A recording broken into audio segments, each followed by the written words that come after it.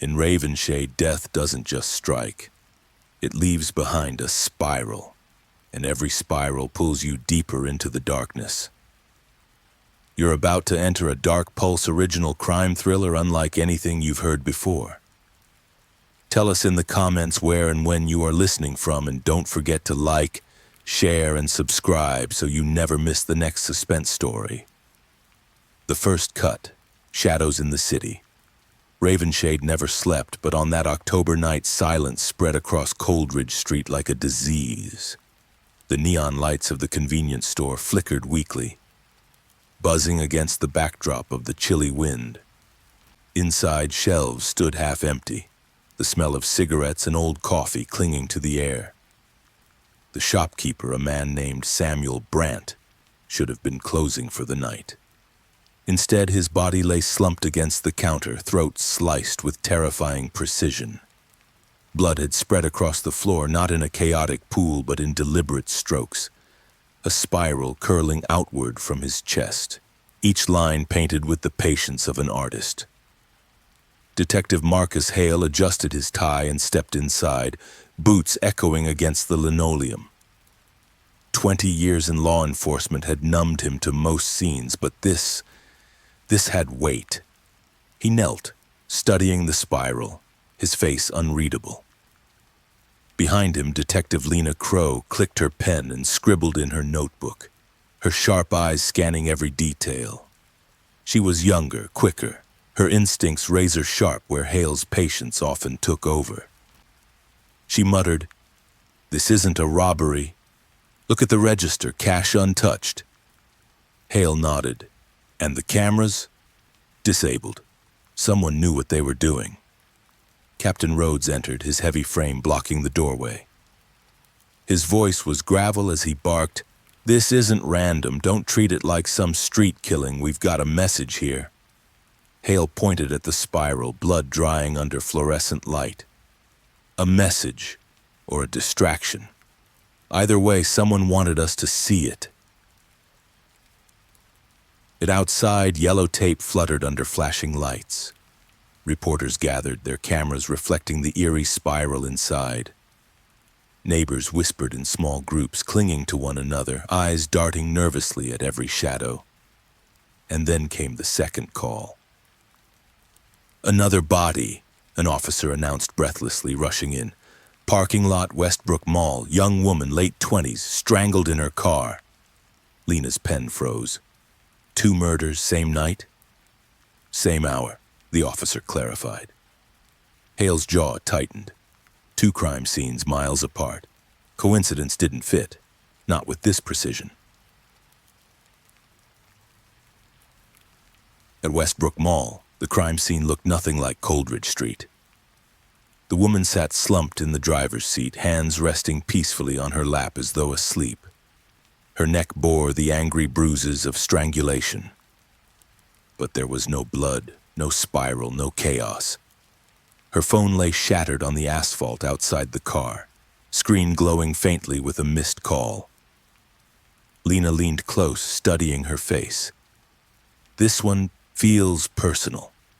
Look at her eyes, they're open, staring." Hale scanned the lot. Security cameras dotted the area, but when technicians checked, the feeds were corrupted. Static, another deliberate move. Captain Rhodes swore under his breath. "He's good, too good." "Or lucky," Hale muttered. "But I don't believe in luck." By dawn, Ravenshade was already boiling with speculation. Headlines screamed across newsstands. Murder in Coldridge. Body found at Westbrook Mall. Citizens locked their doors, mothers clutched children closer, and whispers spread like smoke. Inside the precinct, the conference room filled with detectives, analysts, and officers.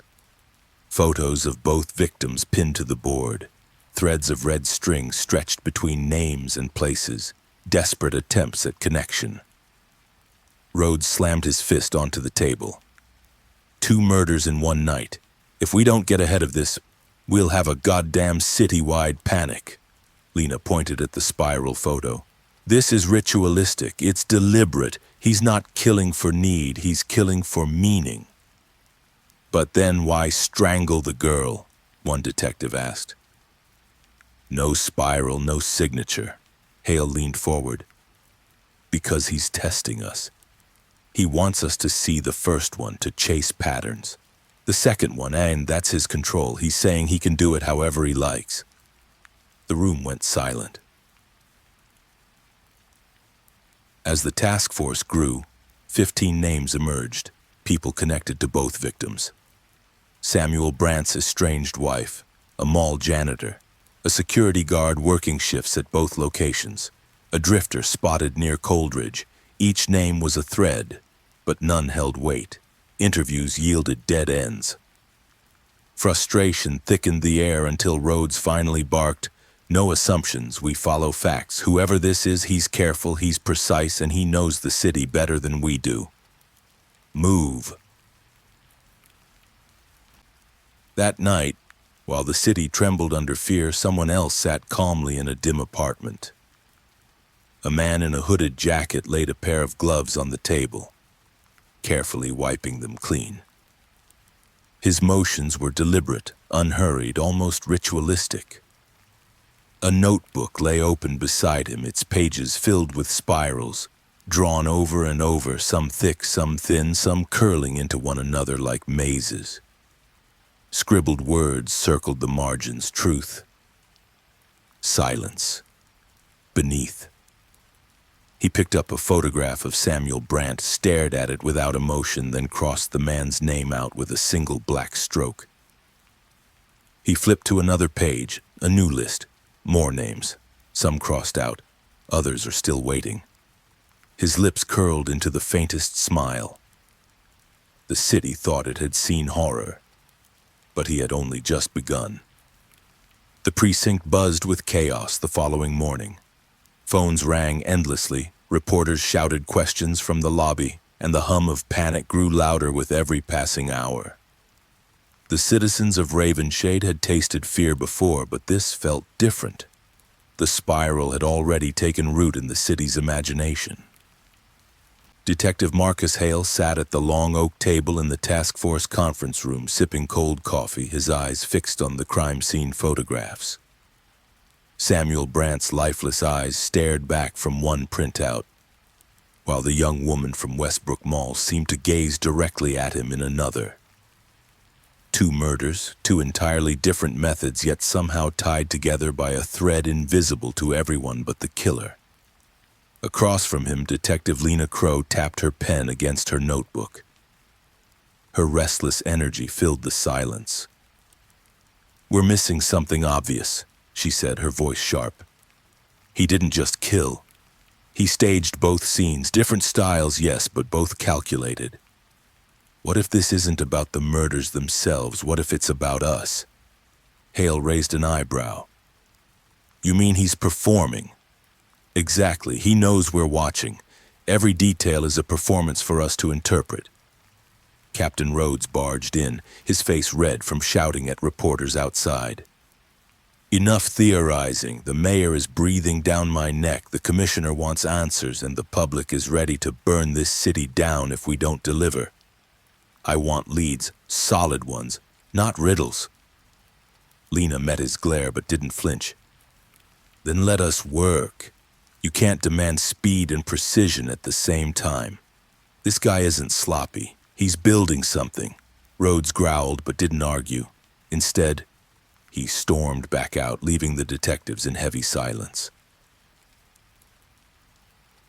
By midday, the list of suspects had grown.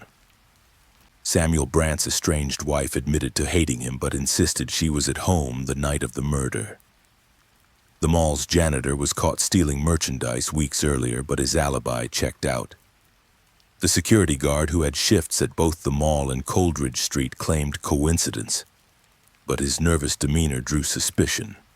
Detective Hale sat with the guard in a cramped interrogation room. Fluorescent lights buzzed overhead as Hale leaned in, voice low. "You worked at both scenes. You knew both locations. That doesn't feel like coincidence." The guard swallowed hard, sweat glistening on his forehead.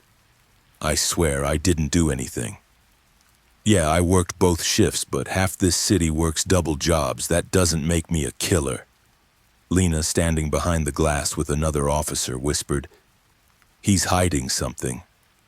But when Hale pushed harder, all he got was denial. No spiral doodles in his home, no history of violence, nothing. Another thread dissolved. Later that evening, Hale and Lena drove through Ravenshade, silence hanging between them. Neon signs blurred past the windshield, casting streaks of red and green across the dashboard. The city's heartbeat felt faster, louder, as though it sensed the killer's presence in every alley. Finally, Lena spoke. "You think it's one person?" Hale kept his eyes on the road. "It feels like one. Too precise, too controlled. But the styles, they bother me. Slashing, strangulation, posing. It's almost like he's trying on masks," Lena finished. Hale glanced at her, surprised by her insight. Exactly.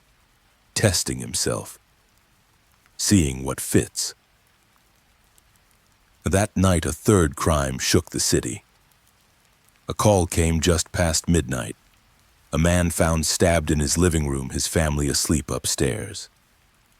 Jewelry scattered across the floor, drawers overturned, everything screamed burglary. But Hale's sharp eyes spotted something the first officers missed.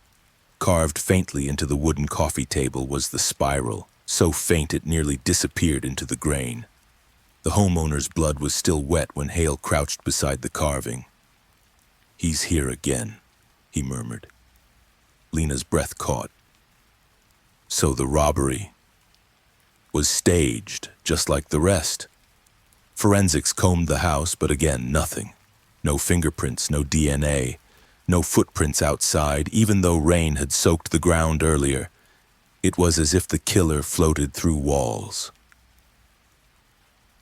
By dawn, Ravenshade was fully gripped by fear. News anchors warned families to stay indoors. Parents refused to send children to school. Every spiral drawn in graffiti or notebooks became a potential omen.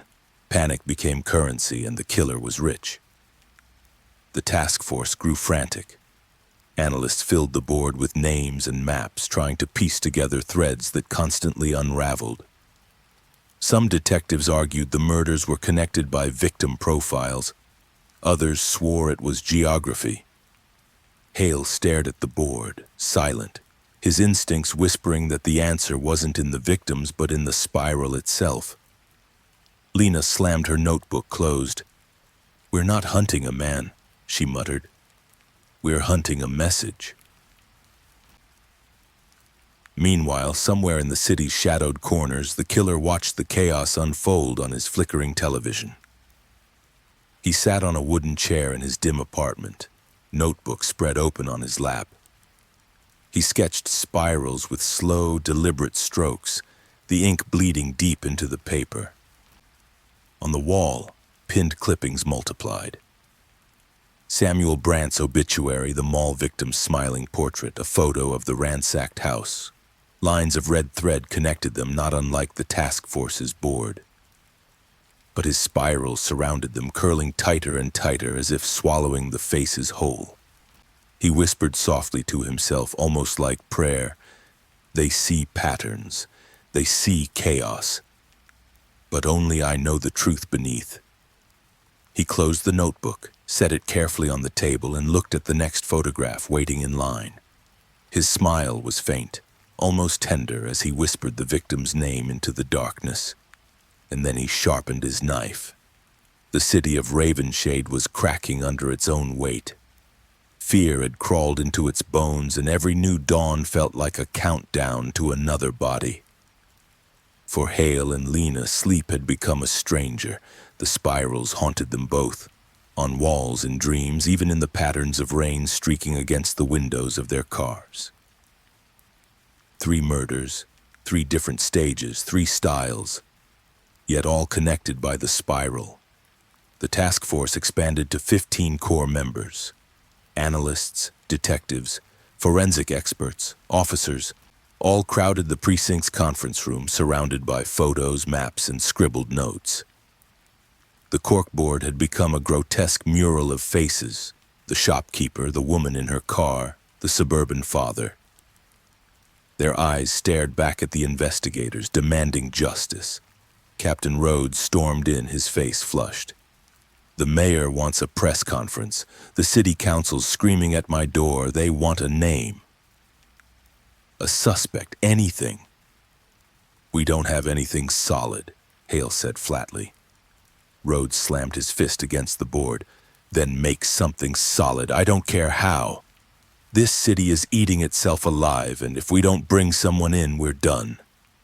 Lena's eyes narrowed. So you'd rather arrest the wrong person just to look like we're working? Rhodes glared but said nothing. He left the room with the slam of a door. The silence that followed was heavy. Hale rubbed his temples. We need focus. The spiral is the key. It isn't random, and it's deliberate. But what is he telling us? No one had an answer.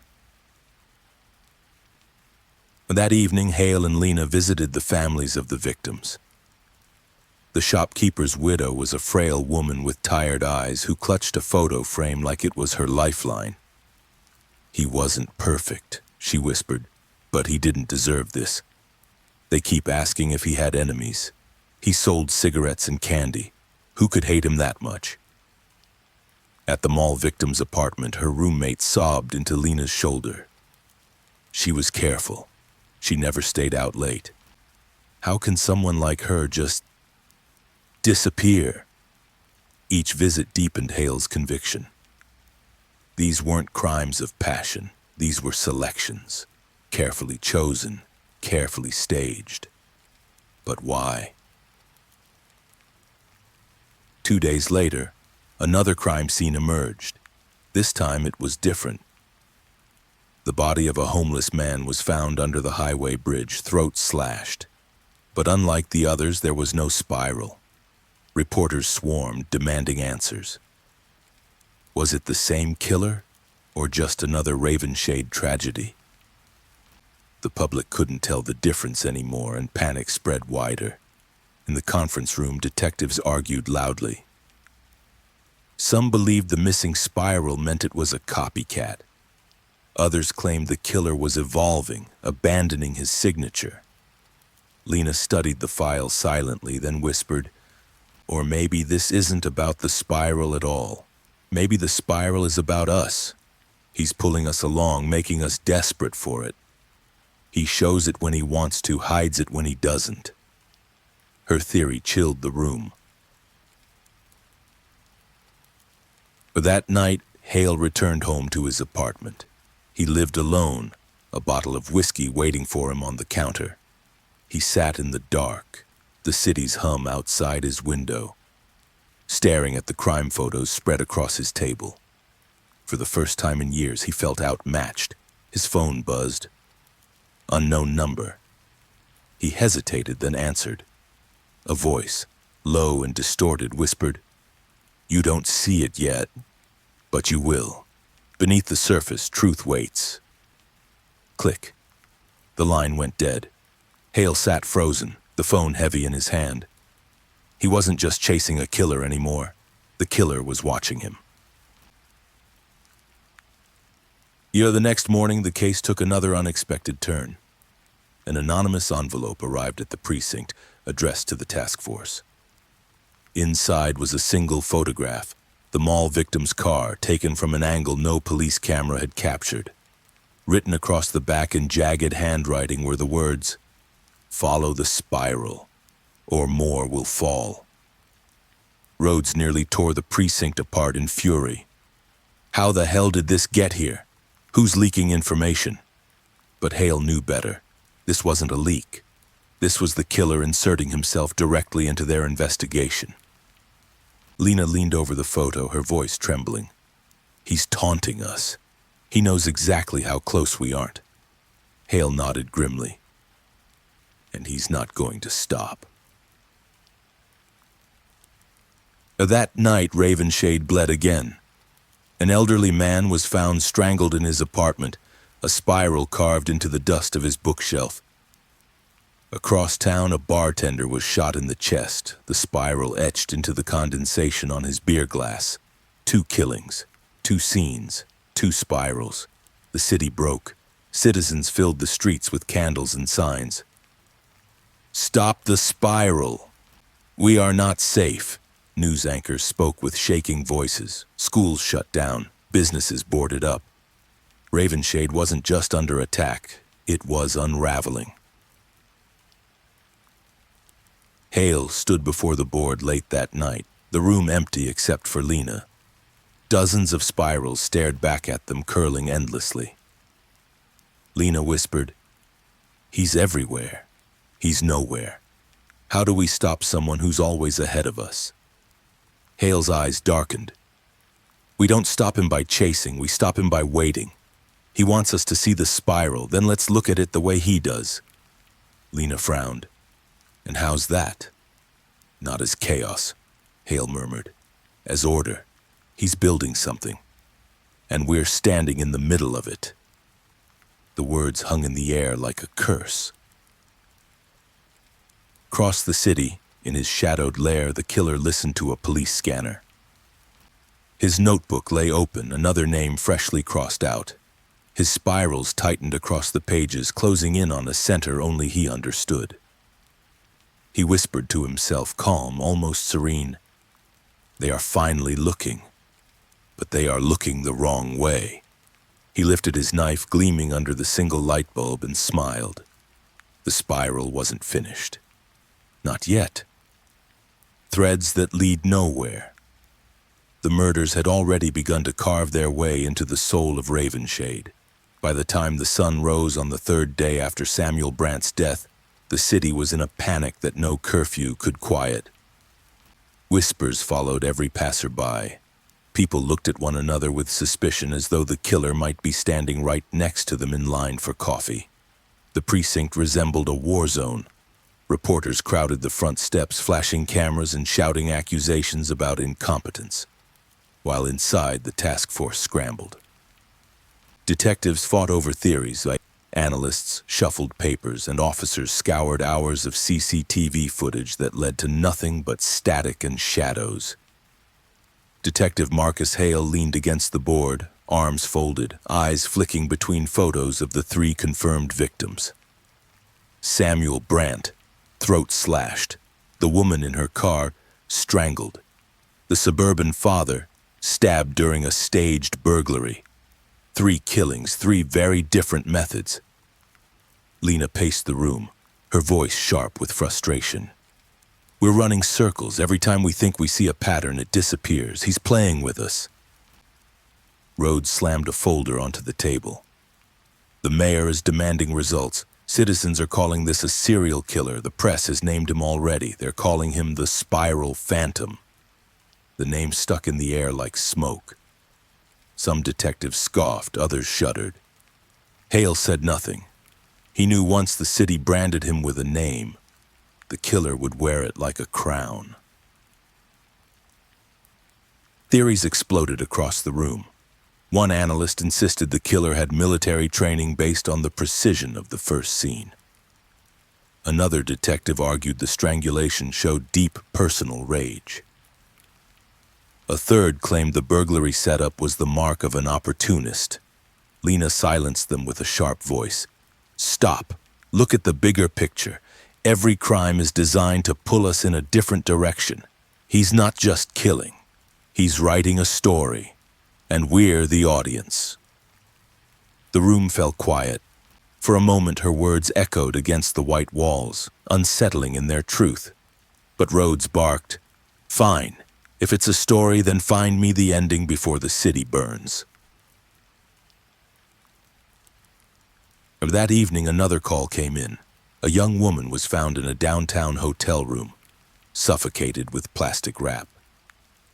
She had been posed upright in a chair, her hair combed neatly, makeup applied after death. On the table beside her, the spiral appeared again, this time made from ashes in an ashtray. Hale examined the body, his voice grim.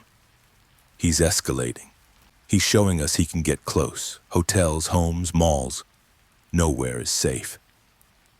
Lena crossed her arms tightly, shivering despite the heat of the room.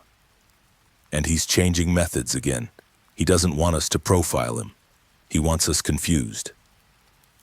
As forensic teams worked, the detectives gathered witness statements. Hotel staff remembered nothing unusual. Cameras had been tampered with once again.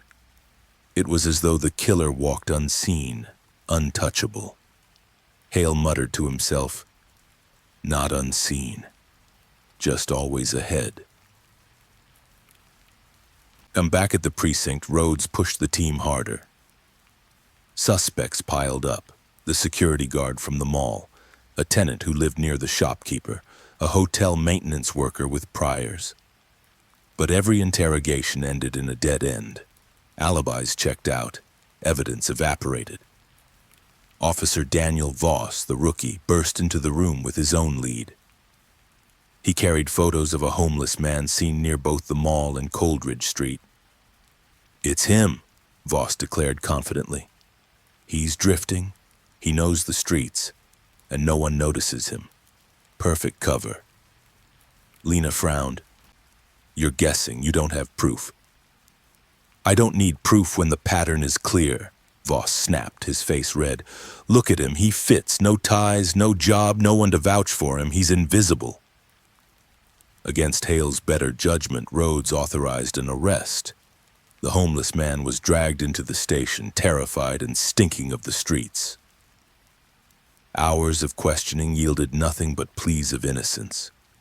He swore he'd never even heard of the murders. While he sat in custody, another call came in. A young couple murdered in their townhouse, throats slit while their baby slept in the next room.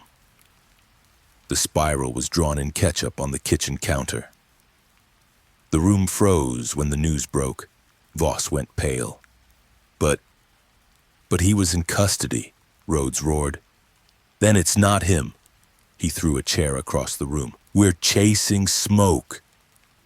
Voss shrank into silence, humiliated. Lena turned away, disgusted. Hale said nothing, though his expression was carved with exhaustion. The city's panic boiled over.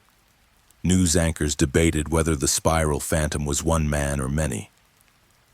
Online forums swore there was a cult beneath Ravenshade pulling strings. Citizens began reporting spirals everywhere, carved in bathroom stalls, drawn in chalk by children, spray-painted on subway walls. Some were hoaxes, others were copycats, and some felt real. The killer wasn't just murdering anymore, he was spreading, infecting minds. That night, Hale returned home, but sleep never came. His phone buzzed on the table, another unknown number. He answered, static. Then a low voice distorted like it came from underwater. "You think you know me, you think you see, but you are blind. Follow the spiral, detective, or drown in the dark." The line went dead. Hale sat in the silence of his apartment, heart pounding. The killer wasn't just toying with the city anymore, he was coming for them. And the threads they followed, they weren't leading anywhere, they were only pulling them deeper into the spiral. The morning after the double homicide in the townhouse, Ravenshade looked like a city under siege. News vans lined the streets, anchors whispering with grave faces about the phantom that walked among them. Citizens filled supermarkets, hoarding food as if bracing for war. The spiral phantom wasn't just a killer anymore. He had become a myth, an unseen force that anyone might encounter. Inside the precinct, tension was at a breaking point. Detectives argued openly in the conference room, their voices echoing off sterile white walls. "We're chasing a ghost," muttered Detective Heller, his eyes bloodshot. "No prints, no DNA, no pattern." "It's not a ghost," Lena shot back. "It's a man with patience and control, and he's leaving us the spiral to mock us because he knows we're blind." Rhodes silenced the room with a slam of his hand. I don't care if he's a ghost or a goddamn demon. He bleeds, and when we catch him, I'll make sure of it. But until then, no more mistakes. Voss embarrassed this unit with his wild guesses. That will not happen again. At the far end of the table, Voss sat rigid, shame burning in his face. His earlier confidence had collapsed, replaced by a quiet desperation. Hale watched him carefully, concerned but unwilling to speak up. That evening, the task force received another blow. A prominent businessman was found murdered in his penthouse, suffocated with a plastic bag. The spiral appeared again, this time traced in condensation on the glass window overlooking the city skyline. Lena stared at the scene, her jaw tight. He's telling us he can reach anyone. The poor, the powerful. It doesn't matter. The businessman's past quickly came under scrutiny. He was facing charges of fraud and embezzlement, and whispers grew that the spiral phantom was punishing the corrupt. The media devoured the theory, labeling him a vigilante. Citizens divided. Some feared him. Others perversely admired him. At least he's killing the guilty, a woman told a reporter. The line ran on every news station for days, feeding the narrative. But Hale wasn't convinced. He stood by the window of the penthouse, looking down at the city lights below. He's not punishing, he's performing. Don't mistake his cruelty for justice. And back at the precinct, the leads multiplied, but so did the dead ends. Analysts brought in reams of data. Cell tower pings, traffic camera logs, financial records. But every trail ended in nothing. It was as though the killer anticipated every move, erasing footprints before they were found. Detectives grew suspicious of one another. Notes went missing from case files. A witness report vanished only to be rediscovered hours later. Whispers of a mole inside the task force spread through the halls, poisoning trust. Lena cornered Hale late one night. "Do you think it's possible?" she asked in a hushed voice. "What?" Hale replied, his eyes heavy with exhaustion. "That one of us is helping him, feeding him information. How else does he stay ahead?" Hale didn't answer immediately. He stared at the board full of spirals, then said, "If it's true, then we're not hunting one man. We're fighting our own shadow." Meanwhile, the killings continued. A construction worker was discovered at a site, his body suspended from scaffolding. The spiral painted in cement dust across the floor. Hours later, a college professor was found dead in his office, his desk covered in papers folded into spirals. The city buckled. Parents pulled children from schools. The subway system shut down after commuters reported seeing spirals carved into seats. Businesses laid off employees unable to function under curfews. Everywhere Hale went, the spiral followed, chalked on sidewalks, scrawled in graffiti, whispered about in bars. He began to see it even when it wasn't there. One night he dreamt of spirals, twisting endlessly, pulling him down into darkness. He woke in a sweat, his phone buzzing beside him. Another call from an unknown number. This time the voice was calm, almost soothing. "You're getting closer, detective. But the truth is deeper than you think. Beneath every cut, every line, there is something waiting." Hale gripped the phone, his knuckles white. "Who are you?" he snarled. The line went dead.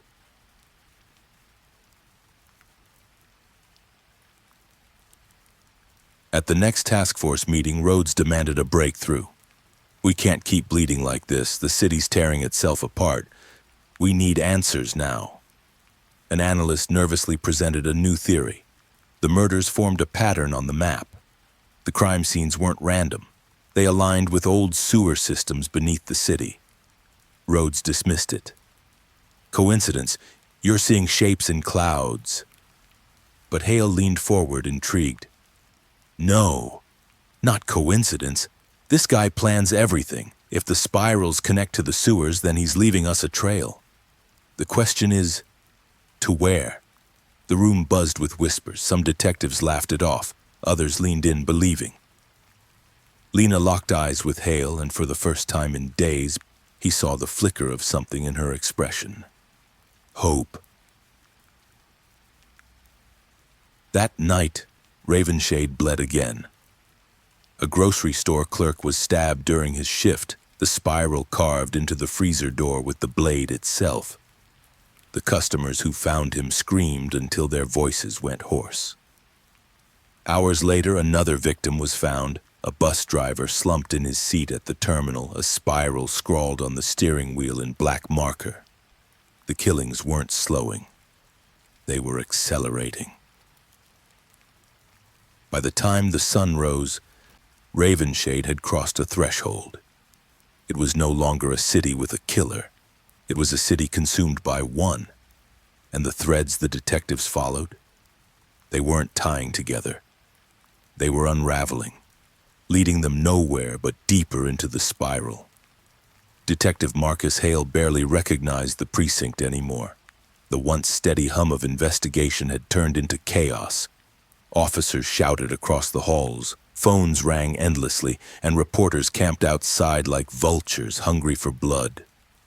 Inside the task force room, the air was toxic. Suspicions had poisoned every conversation. Some detectives whispered that Rhodes himself might be leaking information.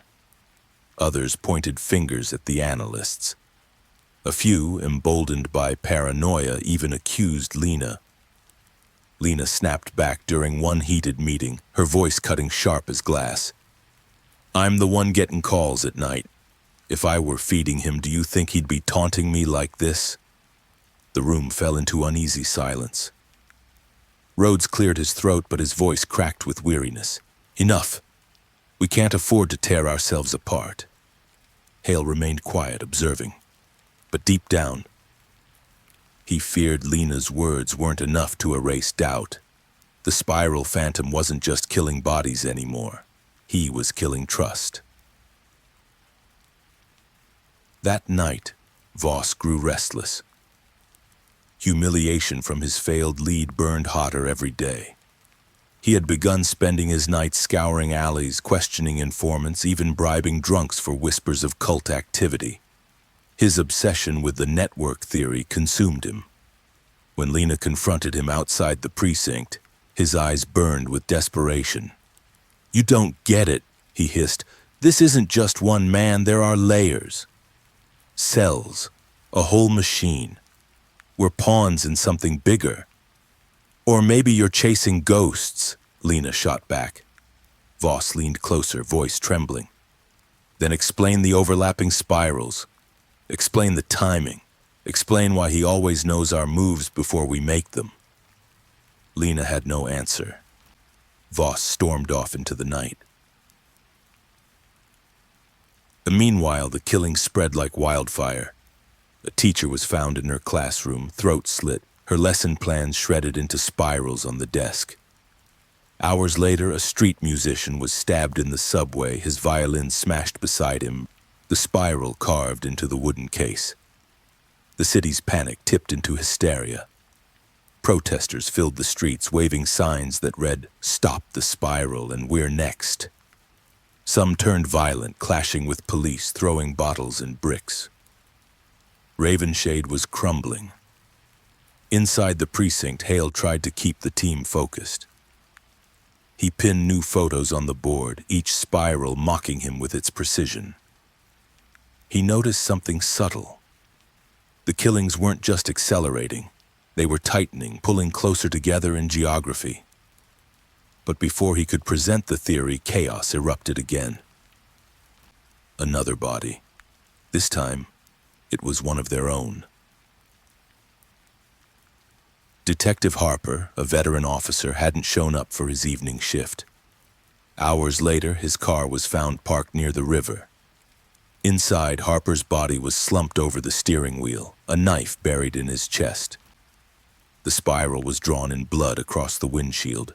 visible to anyone who approached. The precinct was shaken to its core. Officers stared at one another with hollow eyes. If the Phantom could kill a detective, none of them were safe.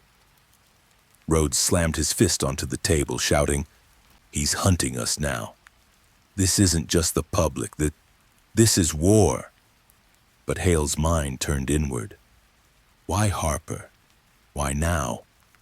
The detective hadn't been on the front lines of the case. His role was peripheral at best, which meant the killer wasn't just targeting randomly. He was making a statement. Lena whispered almost to herself, "He wants us afraid of ourselves, afraid to keep fighting." The words lingered like a curse. That same night, Lena received another call. She was in her apartment, the city's sirens echoing faintly outside. Her phone buzzed, and her heart sank when she saw the unknown number. She answered. This time the voice was different, clearer, deeper. A man's voice, calm and steady. "You're getting closer, but you're still blind. The truth isn't in the light, it's beneath. Beneath your city, beneath your fear, beneath the spiral."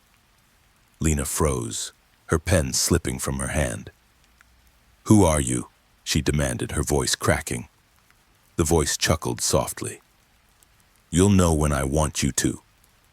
The line went dead. She sat in silence, trembling, the words burning into her mind.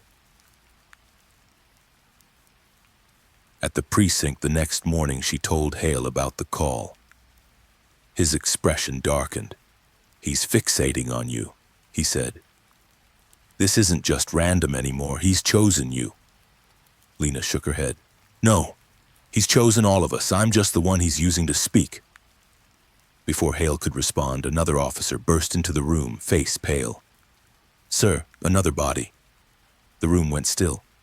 "It's Voss." The task force rushed to the scene. Voss's car sat abandoned in the industrial quarter, engine still running, driver's door wide open. On the seat, drawn in blood, was the spiral. Large, deliberate, unmistakable. Voss himself was nowhere to be found. The officers searched the area for hours, combing through warehouses, alleys, and rooftops. But there was no trace of him. Just the spiral taunting them again. Rhodes swore furiously. "He's taken one of ours again. He's sending a message," Lena whispered, "or he's adding him to the spiral." Hale stood silently, staring at the bloody symbol. He felt the spiral tightening around them, pulling them deeper into a darkness none of them could escape. That night, as the city rioted, as flames rose from shattered storefronts and police clashed with desperate citizens, the spiral phantom sat quietly in his lair. He turned the page of his notebook where Voss's name was freshly written. With slow precision, he drew a spiral around it, tightening the lines until the ink swallowed the letters whole. And then, for the first time, he whispered a name out loud. Detective Crow. His smile was thin, cold, merciless. The game had only just begun. The whispers in the dark Ravenshade was no longer a city of industry and neon lights. It had become a stage, and the spiral phantom was the playwright. The whispers spread faster than facts. In subway cars, at diners, in church pews, people leaned closer and whispered about spirals, about shadows, about who might be next. Children drew spirals in chalk on sidewalks, their parents dragging them away in fear. Detective Marcus Hale drove slowly through the downtown district one rainy evening. Windshield wipers sweeping across glass blurred by neon reflections. His partner, Lena Crow, sat beside him, staring blankly out the window. She hadn't been the same since the last call. The voice had pierced her, left her trembling at night. "You've barely slept," Hale said quietly, his voice almost drowned by the rain. She didn't look at him. "How can I? He's inside my head now. Every time the phone rings, I feel like it's him. Every time I close my eyes, I hear that whisper. Hale gripped the steering wheel tighter. That's what he wants. He wants us broken before we even get close. Lena turned sharply, her eyes flashing. Then why me? Why target me? Hale hesitated. He had no answer, only the gnawing suspicion that Lena was more entangled in this game than either of them realized. Back at the precinct, the task force looked more like survivors than officers. Pale faces, hollow eyes, jittering hands clutched styrofoam cups of coffee. The board in the conference room was covered no longer just with spirals and photographs, but with desperate notes and circled phrases. Network? Cult? Countdown! Captain Rhodes barked at them with what little strength he had left. We are not losing control. I don't care if this bastard wants to whisper in your ears and make you see ghosts. He bleeds, and we will make him bleed. But his bravado rang hollow. Every officer in the room knew they were losing the war. Officer Daniels, one of the younger detectives, finally spoke. Maybe we've been looking at this wrong. What if it isn't about the murders at all? What if it's about the whispers? He doesn't just want bodies. He wants fear. He wants us to chase shadows while he writes his story. Lena clenched her fists. Then we stop listening. We strip him of his voice. But even as she said it, her phone vibrated in her pocket. The room went quiet as she slowly pulled it out. Unknown number. She answered, putting it on speaker. For a moment there was nothing but static. Then the whisper came, low and deliberate.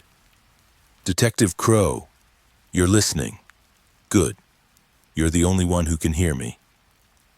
Lena's knuckles went white around the phone. You're chasing the wrong threads, the voice continued. The spiral isn't what you think. It's not chaos. It's order. I'll show you, but you must look beneath. Beneath the streets. Beneath the lies. The line went dead. The room exploded with voices, everyone talking at once. Rhodes barked for a trace, but the tech team shook their heads.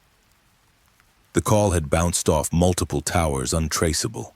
Hale leaned close to Lena. His voice was low, almost protective. He's not just killing anymore. He's recruiting you into his story. Lena shivered. For the first time, she felt less like a hunter and more like prey. Meanwhile, the city continued to bleed. In the early hours of dawn, a body was discovered in the subway tunnels. A young man bound to a chair, his eyes taped shut. Around him, crude spirals had been painted in overlapping layers across the tunnel walls. Some spirals bled into others, creating the impression of many hands at work. Detectives stood in silence, the air heavy with mildew and death. It looks like a cult, one officer whispered. Lena shot him a glare. Or one man making us think it's a cult. He wants us paranoid. He wants us divided. But even she couldn't ignore the power of the scene. It didn't look like the work of one hand. It looked like a gathering. Forensics confirmed little. Paint cans left behind were store-bought, untraceable. No prints, no DNA, just the spiral. Endless, mocking. Back in the killer's lair, a candle flickered. The spiral phantom sat at a table, notebook open, his hand moving steadily. He sketched the subway tunnels, the spirals drawn across their walls, and circled a single phrase beneath it all. They will believe. His whispers weren't accidents. They were weapons. Every word was a seed planted in the minds of those hunting him. And like the spirals themselves, those whispers spread, curling tighter around his prey. He flipped to another page where names were written. Samuel Brandt, Amelia Cross, David Hensley, Harper, Voss. Some names were crossed out, others weren't. At the bottom of the list, he wrote a new one, Lena Crow. He stared at it for a long time, then drew a spiral around it until the letters vanished. Back at the precinct, Hale sat alone in the evidence room long after everyone else had gone home. The dim fluorescent light buzzed above him as he laid out the files, photographs, and maps. He traced the spirals with his finger, murmuring to himself, "It's not random, it never was, it's pulling us somewhere." He marked each murder site on the city map, drawing lines between them, watching as the shape began to emerge. Not a straight line, not random dots. Something circular curling inward. A spiral. And at its center, an old part of Ravenshade. The forgotten districts, abandoned tunnels, places the city had buried and forgotten. His pulse quickened. Was the killer leading them somewhere, or was he just driving them insane? Either way, Hale knew one thing. The whispers weren't lies. They were a path, and the path was leading them beneath. The rain hadn't stopped in days. Ravenshade's streets gleamed under the blur of neon and water, but no one lingered outside. Shops closed early, homes stayed locked, and even the bravest citizens walked quickly with their heads down. The city wasn't just afraid of the spiral phantom anymore. It was listening for him. Inside the precinct, the task force teetered on collapse. Voss's disappearance left an empty chair at the table, but no one spoke of him directly. His absence was a wound too raw to touch. Photographs of his abandoned car still hung on the board, the spiral painted in blood like a cruel memorial. Captain Rhodes entered the room, jaw tight, voice sharp. "The commissioner's on my back every hour. The public thinks we're incompetent, and maybe they're right. We've lost men, we've lost ground. We're one step behind, and every time we catch up, he moves further ahead." Hale sat silently, staring at the map covered in red pins. His hand traced the spiral forming in the geography of the murders. He barely heard Rhodes's rant. Lena finally spoke. "The pattern is too deliberate. He's pulling us inward, one body at a time. If we can predict the spiral's center, maybe we can catch him."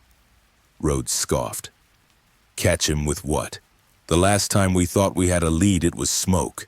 Every goddamn time it's smoke." The room erupted into argument. Some detectives insisted the killer was working with accomplices. Others clung to the cult theory, pointing to the subway murder where spirals sprawled across the walls. Analysts argued data corruption was sabotage from inside the precinct. A mole. "Someone's feeding him," Detective Heller growled, his eyes darting around the room. "He knows too much. He's always a step ahead. It's one of us." Suspicion cracked the team further. Every officer glanced at the others with unease, as if expecting to see the phantom himself behind familiar faces. Lena slammed her fist on the table. "Stop it! That's exactly what he wants. He wants us doubting each other." But even as she said it, her phone buzzed again. Another unknown number. The room fell silent as she lifted it with trembling hands and put it on speaker. The whisper came immediately, smoother this time, as though enjoying the audience. "Detectives, you're so loud, so blind. You're chasing rats in shadows while I walk in daylight." The room stiffened. The voice continued, deliberate and calm. "You want the truth? Then dig deeper. Beneath your city are answers you've buried. I'll show you. But first, another will fall." The call ended, no trace, no signal, just silence. Rhodes cursed, flipping the table. "He's playing us like puppets." But Hale, eyes narrowing, muttered, "No, he's guiding us. He wants us beneath the city, the sewers, the tunnels. That's where this ends." Hours later, another body was found. This time, it was a high school janitor. He'd been strangled in the gymnasium, his keys scattered across the polished floor. On the chalkboard in the classroom nearby, a spiral had been drawn in white dust, so faint it looked like a student's doodle. The crime scene sent a chill down every spine. It wasn't just the brutality, it was the timing.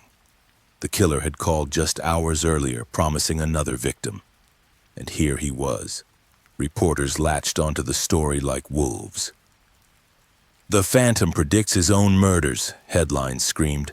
"Police helpless as killer plays games." The city lost what little calm it had left. Curfews were ignored. Streets filled with angry protesters, some demanding the Phantom be caught, others bizarrely hailing him as a symbol of justice against corruption. In the middle of the chaos, Lena grew quieter. She had always been fiery, sharp, and relentless. But now the whispers had crawled too deep inside. She started hearing them even when the phone was silent. Faint murmurs in the corners of rooms, soft breaths on empty streets, her name whispered in the rhythm of wind. One night she confessed to Hale while they sat in his car outside another crime scene. Rain pattered against the windshield, the city's sirens wailed in the distance. "He's in my head," Lena whispered, her voice raw. "Even when the phone doesn't ring, I hear him. I close my eyes and I see spirals. I think I'm losing it." Hale turned to her, his voice steady. "You're not losing it. That's what he wants. He wants you broken, but listen. He chose you because you're strong. Because you see what others don't." She laughed bitterly. "Strong? I feel like I'm shattering." "You're still here," Hale said simply. "That's strength." But the Phantom wasn't done. Another package arrived at the precinct the next morning. Inside was a cassette tape, an old relic that required digging out a dusty player from evidence storage. Rhodes, furious but desperate, slammed it onto the table and pressed play. The tape hissed. Then came the sound of footsteps, slow and deliberate. A door creaked, a child's laugh echoed faintly, followed by a woman's scream. Then silence. Finally, the Phantom's voice whispered, "Do you hear it now? The past bleeds beneath your city. You buried it. I'm only digging it back up." The tape ended. The room sat in stunned silence. Some officers shifted uncomfortably, others stared at the floor. The sound had felt too real, too close. Lena whispered, "That wasn't just a threat. That was history. Something buried." Hale's jaw tightened. He remembered the asylum fire years ago, the records lost, the whispers of children who never made it out. Was the Phantom tied to that tragedy? But before he could voice the thought, another detective burst in. Another murder. Downtown, a journalist.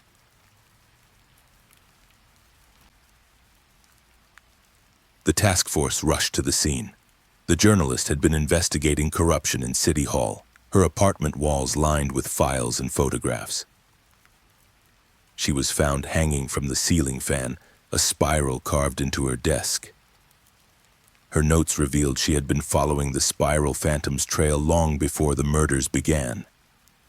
She'd connected names, dates, and places, but the files had been shredded, pages torn apart. Hale flipped through the remains, his stomach sinking. He knew. He knew she was close. Lena clenched her fists. He's not just ahead of us. He's controlling the story. He decides who gets to speak, who gets silenced. Then back in his lair, the Phantom replayed the cassette, smiling faintly at the screams echoing from decades past. His spiral notebook was open, the journalist's name freshly crossed out. He whispered to himself, "One step closer. They'll dig where I want them to. And when they reach the center, they'll finally see." He drew another spiral around her name until the ink bled through the page. The journalist's murder hit harder than anyone expected. Her face stared back from every television screen, her smile frozen in photographs plastered across the news. To the public, she was a truth seeker silenced by the spiral Phantom. To the task force, she was another reminder that no one was untouchable. At the precinct, Rhodes slammed his fist against the table so hard the coffee cups rattled. "He's mocking us in front of the whole goddamn city. Reporters are calling us incompetent. The mayor's threatening to pull the case from our hands, and meanwhile this This ghost is walking through our streets, killing whoever he pleases. The detectives sat in silence, their exhaustion palpable. No one had the energy to argue. Lena finally spoke, her voice low but steady. He isn't random, he's building something. Look at the victims, a shopkeeper, a woman at a mall, a father, a businessman, a janitor, a journalist. It feels scattered, but it's not. He's weaving them together. We just don't know how. Hale leaned forward. His eyes were bloodshot but sharp.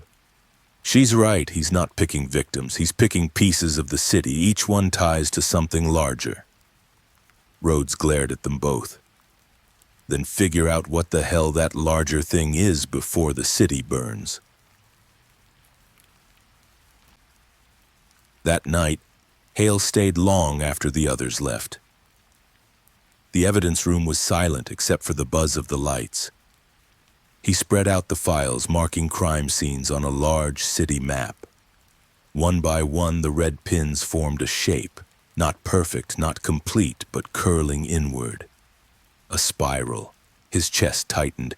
Every murder site was part of a larger design. And the design pointed inward toward the forgotten center of Ravenshade, the abandoned asylum, the ruins no one spoke of anymore. But before he could process it fully, Lena appeared at the doorway. She looked pale, her eyes shadowed with sleeplessness. "You're still here," she said softly. Hale gestured to the map.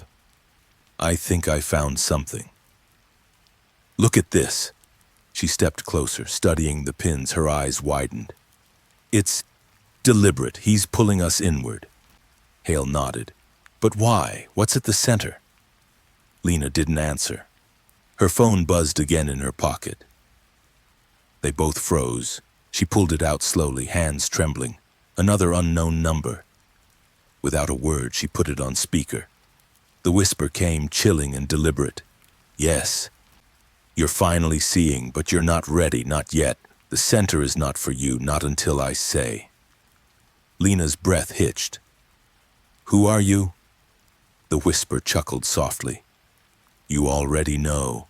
You've always known. You just don't want to admit it." Click. The line went dead.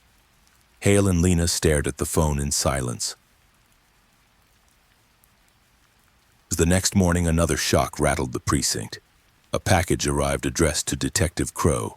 Inside was a small tape recorder. When Rhodes pressed play, the room filled with faint sobbing, the sound of a child crying. Then came the Phantom's voice. "Do you hear them? The ones you forgot? The ones beneath? This is the truth you buried." The tape ended abruptly. Lena's hands shook as she grabbed the recorder. Why me? Why does he keep reaching for me? Hale put a hand on her shoulder. Because he sees you as part of his story.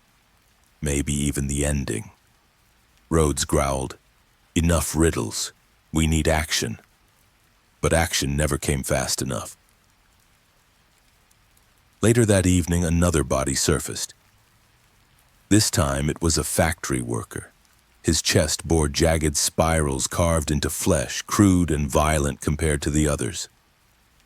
On the wall, spray paint spelled out, "Follow the spiral or drown." Forensics confirmed the brutality, but something felt different. The spiral wasn't the Phantom's usual precision. It was messy, rushed, a copycat. The revelation terrified the city more than the murder itself. Copycats meant chaos beyond control.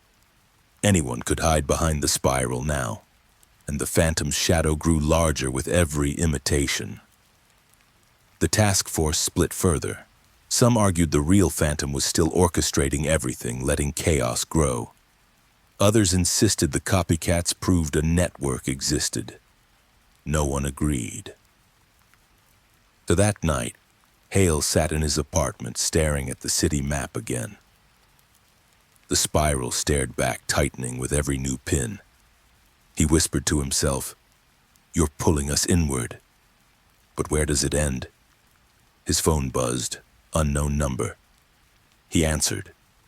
This time the whisper was almost gentle. Detective Hale, you're smarter than the rest. You see the spiral, but you still don't see me. Look beneath the names, look beneath the blood. The truth isn't in the killings, it's in the reason. Find the reason. And you'll find me. Hale's heart pounded. What reason? Why these people? But the line went dead. He sat in silence, the whisper echoing in his skull. The reason. Meanwhile, Lena spiraled further. She began hearing whispers not just in calls, but everywhere. In the hiss of radiators, in the creak of doors, in the shuffle of footsteps behind her. She kept her gun closer, her nerves stretched thin. One night she confided in Hale. I don't know if I'm imagining it anymore. I hear him everywhere, even when I'm awake, even when I'm not on the phone. I think he's inside me. Hale looked at her, his voice steady but grim. He's not inside you. He's around us. He's closing in. And he won't stop until we step into the spiral ourselves. The section closed with another headline gripping the city. A politician's aide found dead. His body left in the trunk of a car outside City Hall. The spiral was burned into the upholstery with acid, scarring the fabric forever. The message was unmistakable. No one in power was safe. The whispers had spread beyond Lena now. Citizens claimed to hear them too. Reports flooded the precinct of strange calls, distorted voices, warnings of doom. Most were hoaxes, but some weren't. Ravenshade wasn't just afraid anymore, it was listening. And somewhere beneath that listening city, the spiral phantom smiled. His truth was tightening, his spiral pulling inward, closer to the center. The city on edge. The city of Ravenshade had become a pressure cooker. Sirens were no longer the background noise of a bustling metropolis. They were the city's heartbeat, constant and frantic. Curfews meant little, the streets filled with protests every night. Some demanding justice for the victims, others raising crude signs with spirals painted on them. Hailing the phantom as a twisted savior. News anchors argued live on air. One side condemned the police for incompetence, showing body counts and maps of the spiral pattern. The other side romanticized the phantom, describing him as a force exposing corruption. He kills the guilty, one commentator said. He does what the law cannot. The words spread like wildfire, fueling chaos. Detective Marcus Hale drove through the city's downtown one night, weaving past barricades of burning trash bins. Protesters screamed on both sides of the street. Some held candles in vigil for the victims. Others shouted chants of admiration for the spiral phantom. Police in riot gear clashed with them, shields smashing against raised fists. Lena Crow sat in the passenger seat, her face grim. She had been growing thinner, paler with each day. The whispers hadn't stopped. If anything, they had intensified. She rarely admitted it aloud, but Hale could see it. The subtle twitch when someone's phone rang, the way her eyes flicked at shadows in the corners of rooms. They're tearing themselves apart, Hale muttered, watching the crowds. That's what he wants, Lena said softly. Chaos is part of the spiral. The city isn't just his hunting ground, it's his canvas. Hale glanced at her, studying her face. You sound like you understand him. She met his eyes. Maybe I do. Back at the precinct, the task force was unraveling under the weight of public failure. Captain Rhodes barked orders that no one followed. Files piled up on desks, photographs scattered, phones rang endlessly with tips that led nowhere. Detective Heller accused Officer Daniels of leaking information to the press. Daniels fired back, accusing Heller of deliberately misplacing evidence. The shouting grew so heated that Rhodes had to physically separate them. This is exactly what he wants, Rhodes growled. You idiots are eating each other alive while he writes the next chapter. Pull yourselves together or I'll have every one of you reassigned. But beneath the bluster, even Rhodes looked broken. His once fiery speeches were delivered with shaking hands. His eyes betrayed sleepless nights. The Phantom wasn't just killing civilians. He was killing morale. Another murder hit before the precinct could regain footing. This time, it was a nurse found dead in a hospital supply closet, her body staged with surgical tools arranged in spirals around her. The horror wasn't just the murder. It was how many people had walked past the door without realizing what was inside. Reporters swarmed the hospital. Parents pulled their loved ones out of medical care, claiming no place was safe. Staff walked out, leaving patients behind. Within hours, Ravenshade's medical system buckled. "This city's eating itself alive," Hale said, staring at the chaos from the hospital parking lot. Lena stood beside him, voice hollow. "He's showing us that nowhere is safe. Not schools, not homes, not hospitals. He wants us to feel there's no escape." Later that night, the whispers returned. Lena's phone buzzed, and though she hesitated, she answered. The Phantom's voice spilled through, softer than before, almost tender. "Do you see it now, Detective? They blame you. They hate you. But I don't. I see you. You're part of the truth. You're the one who will understand why." Lena clenched the phone, rage mixing with fear. "Why me? What do you want from me?" The whisper paused, then with quiet certainty. "Because you're like me. You already hear what they don't." The line went dead. Hale, who had listened silently, stepped closer. "Don't let him get in your head." Her voice cracked. "It's too late. He's already there." Back in the lair, the Phantom scribbled in his spiral notebook, the candlelight casting shadows across his face. He drew the city map, spirals curling tighter toward the asylum ruins at its center. Beside it, he wrote two names: Hale. "Crow," he whispered aloud. "The edge is breaking. Soon they'll step into the center, and when they do, the truth will swallow them whole." Meanwhile, paranoia inside the task force worsened. Evidence continued to disappear. Leads turned up empty, and officers suspected a mole among them. Rhodes ordered internal surveillance, but trust was too eroded. Conversation stopped when someone entered the room. Eyes darted across the table like knives. If this story has you on the edge of your seat, tap that like button. It helps more thriller lovers discover Dark Pulse. During one late-night briefing, Heller exploded. "It's Daniels. Every time he's near a file, it goes missing. He's feeding the Phantom." Daniels shot up, veins bulging. "That's rich coming from you. You're the one who vanished during the janitor case. Where the hell were you, huh?" The argument devolved into shoving until Rhodes roared them down. "Sit down or I'll throw both of you in a cell." But the damage was done. The task force was fractured beyond repair.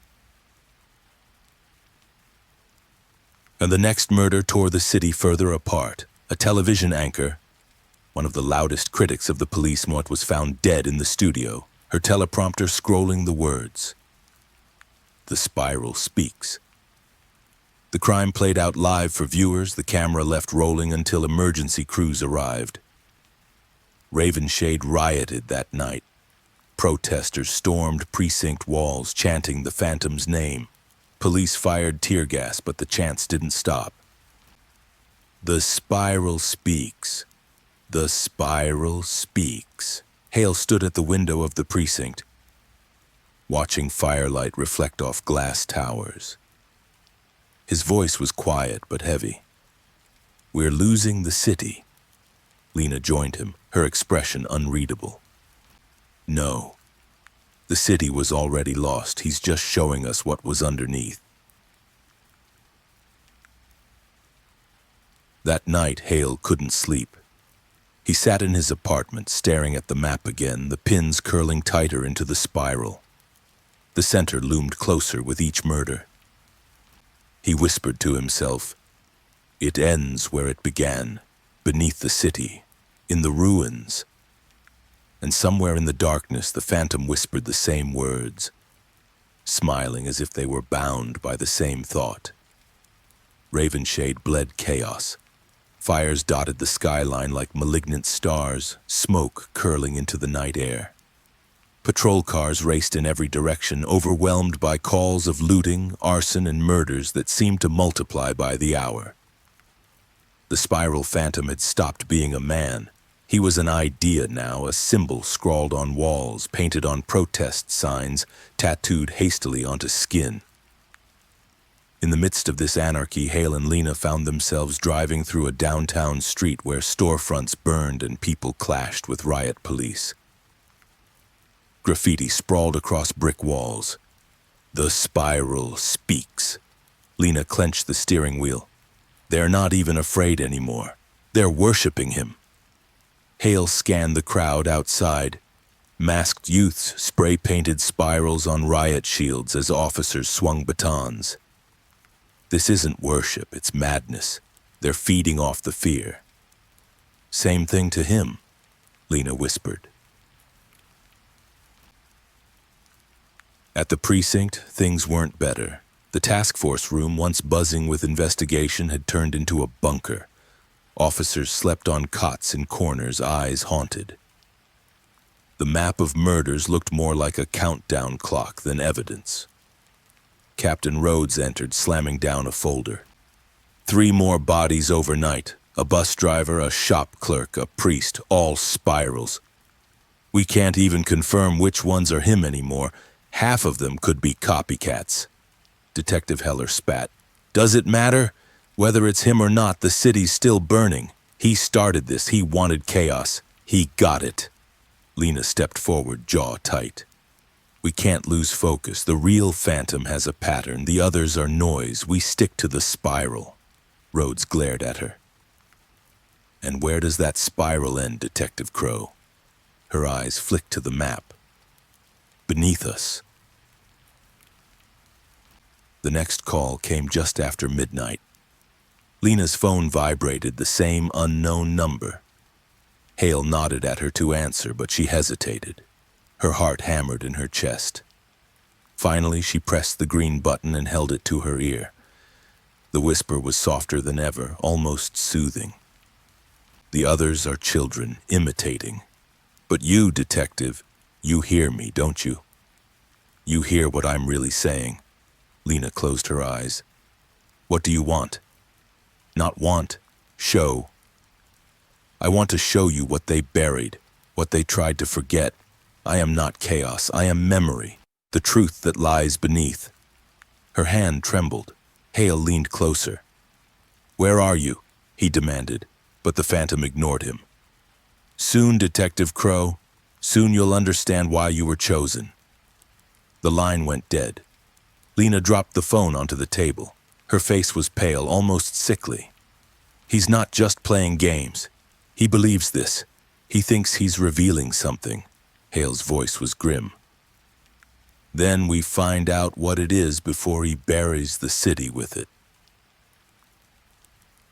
The very next day, chaos deepened. 2 men were caught on camera stabbing a bystander in a subway station, carving a spiral into his shirt afterward. When police arrested them, they grinned into cameras. "We're chosen," one said. "We're part of the spiral now." The footage went viral. Copycats spread like wildfire. Every murder, every theft, every act of violence now risked carrying the spiral mark. Ravenshade was drowning in imitation killers while the true phantom worked unseen. That night, Hale visited the city archives. Dust thickened the air, the lights flickering weakly overhead. He pored over records of Ravenshade's history, searching for the asylum's files. Most had been destroyed in the fire decades ago, but fragments remained. Blueprints, financial records, and a single photograph. The photograph showed children in hospital gowns lined up in the asylum's courtyard. Behind them stood a man in a doctor's coat, his face shadowed by the sun. Scrawled on the back of the photo in faded ink, Project Spiral, 1989. Hale's stomach turned. Project Spiral. He stuffed the photo into his coat and left, his mind racing. Meanwhile, Lena sat alone in her apartment. The whispers wouldn't stop. They came from every corner. The refrigerator hum, the pipes in the walls, even the rhythm of her own heartbeat. Her phone buzzed again. This time she didn't hesitate. The phantom's voice filled the room. "You've found it, haven't you? The spiral before me, the project they buried. I am its child, detective. I am its truth, and you're the only one who can hear it." Lena's eyes filled with tears. "What do you want from me?" "Not want. Remember, the truth is beneath your city. The others are blind, but you will see." The call ended. Lena stared into the dark, her gun resting on the table beside her. For the first time, she wondered if the phantom was right. If some truth really did lie beneath everything, waiting to claw its way back into the light.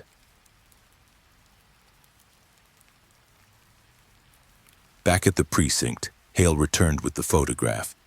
He laid it on the table before Rhodes and the others. "Project Spiral," he said simply. The room fell silent. Rhodes frowned. "What the hell is this?" Hale pointed to the children in the photograph. "This asylum wasn't just for treatment, it was for experiments, Project Spiral. They tried to erase it, but someone survived, and he's making sure we don't forget." A murmur spread across the room. Lena whispered, "He's not just killing for pleasure, he's rewriting history with blood." Outside, the riots worsened. A courthouse went up in flames. Protesters dragged effigies of politicians through the streets. The chant grew louder, echoing through every block of Ravenshade. "The spiral speaks! The spiral speaks!" Hale stood at the window of the precinct, clutching the photograph in his hand. He muttered to himself, "The city's collapsing, and he's leading us underground. To the truth he thinks we buried." Behind him, Lena's phone buzzed again. The phantom's whisper came once more. "Yes, beneath, detective, that's where it ends." The courthouse burned through the night, bricks cracking as heat licked the sky. Sirens howled. Helicopters thudded, the crowd roared with fever. Ravenshade had become a storm that fed on itself. Hale stood over the city map, fingers pressed to the glass. The red pins looked like wounds. Beside his elbow lay the photograph from the archives. Children in thin gowns, a doctor lost in glare, the faded scrawl, Project Spiral, 1989. Rhodes came in at a stagger, jacket half buttoned. "Rumor says state of emergency," he muttered. "Troopers, checkpoints, this gets uglier." "It already is," Hale said. "We need the truth before the riot writes it for us." Lena entered quietly, rain in her hair, phone in her grip. "Asylum vendor contracts," she said. "Private money funded a subwing in the late 80s. Ledger buries it as outreach. Memos say behavioral mapping." "Patterns," Lena said. "Loops, spirals." Daniels shifted. "So they ran experiments on kids and hid it." "How does that explain the murders?" "It explains a motive," Hale answered. "If someone survived," Rhodes rubbed his face. "Plenty survived. Why now?" "They erased files," Lena said. "Guilt rots." The duty sergeant burst in. "Anonymous tip. Spiral painted across St. Alwyn's shelter. Caller says there's a body." They moved. Smoke drifted outside the shelter. A spiral slashed across the doors in black paint. Inside, a body lay in a cot, covered to the chin with a blanket smoothed by careful hands. The tag on a lanyard read, "Mara Lint, Program Director." On the wall, someone had taped a torn page from a children's reader, a maze curling inward to a dark dot. "He's picking institutions," Lena said. places that promised safety.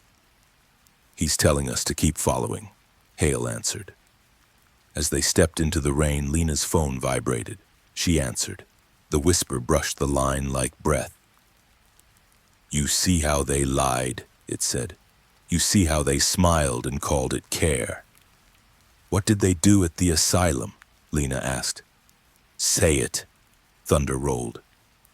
"They taught children not to cry," the voice murmured. "They mapped suffering and called it treatment. They drew circles around our pain until we disappeared into the center." "Who are you?"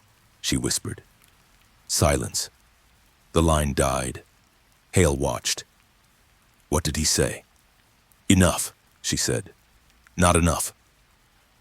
They drove to the river district where sewer mouths gaped.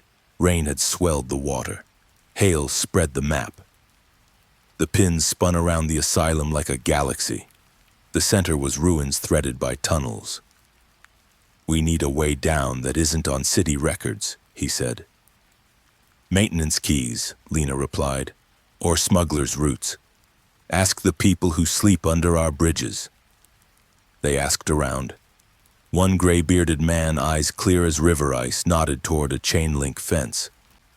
"Grate under the old railway," he said. "Bolts are cold most days. Last week they were warm." "Warm?" Hale asked. "Someone's been loosening them from the inside."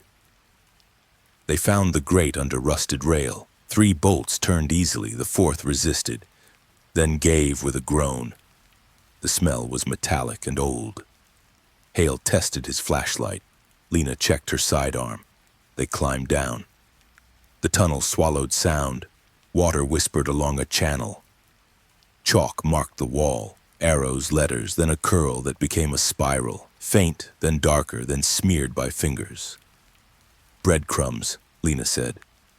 "Or a leash," Hale answered. They moved deeper. They paused, hearing only the river. Spirals multiplied. Some were coin small. One covered an arch drawn with soot, then traced again in white powder so it glowed when their light struck it. At a junction, the tunnel widened into a rotunda of 4 corridors. In the center stood a rusted cart.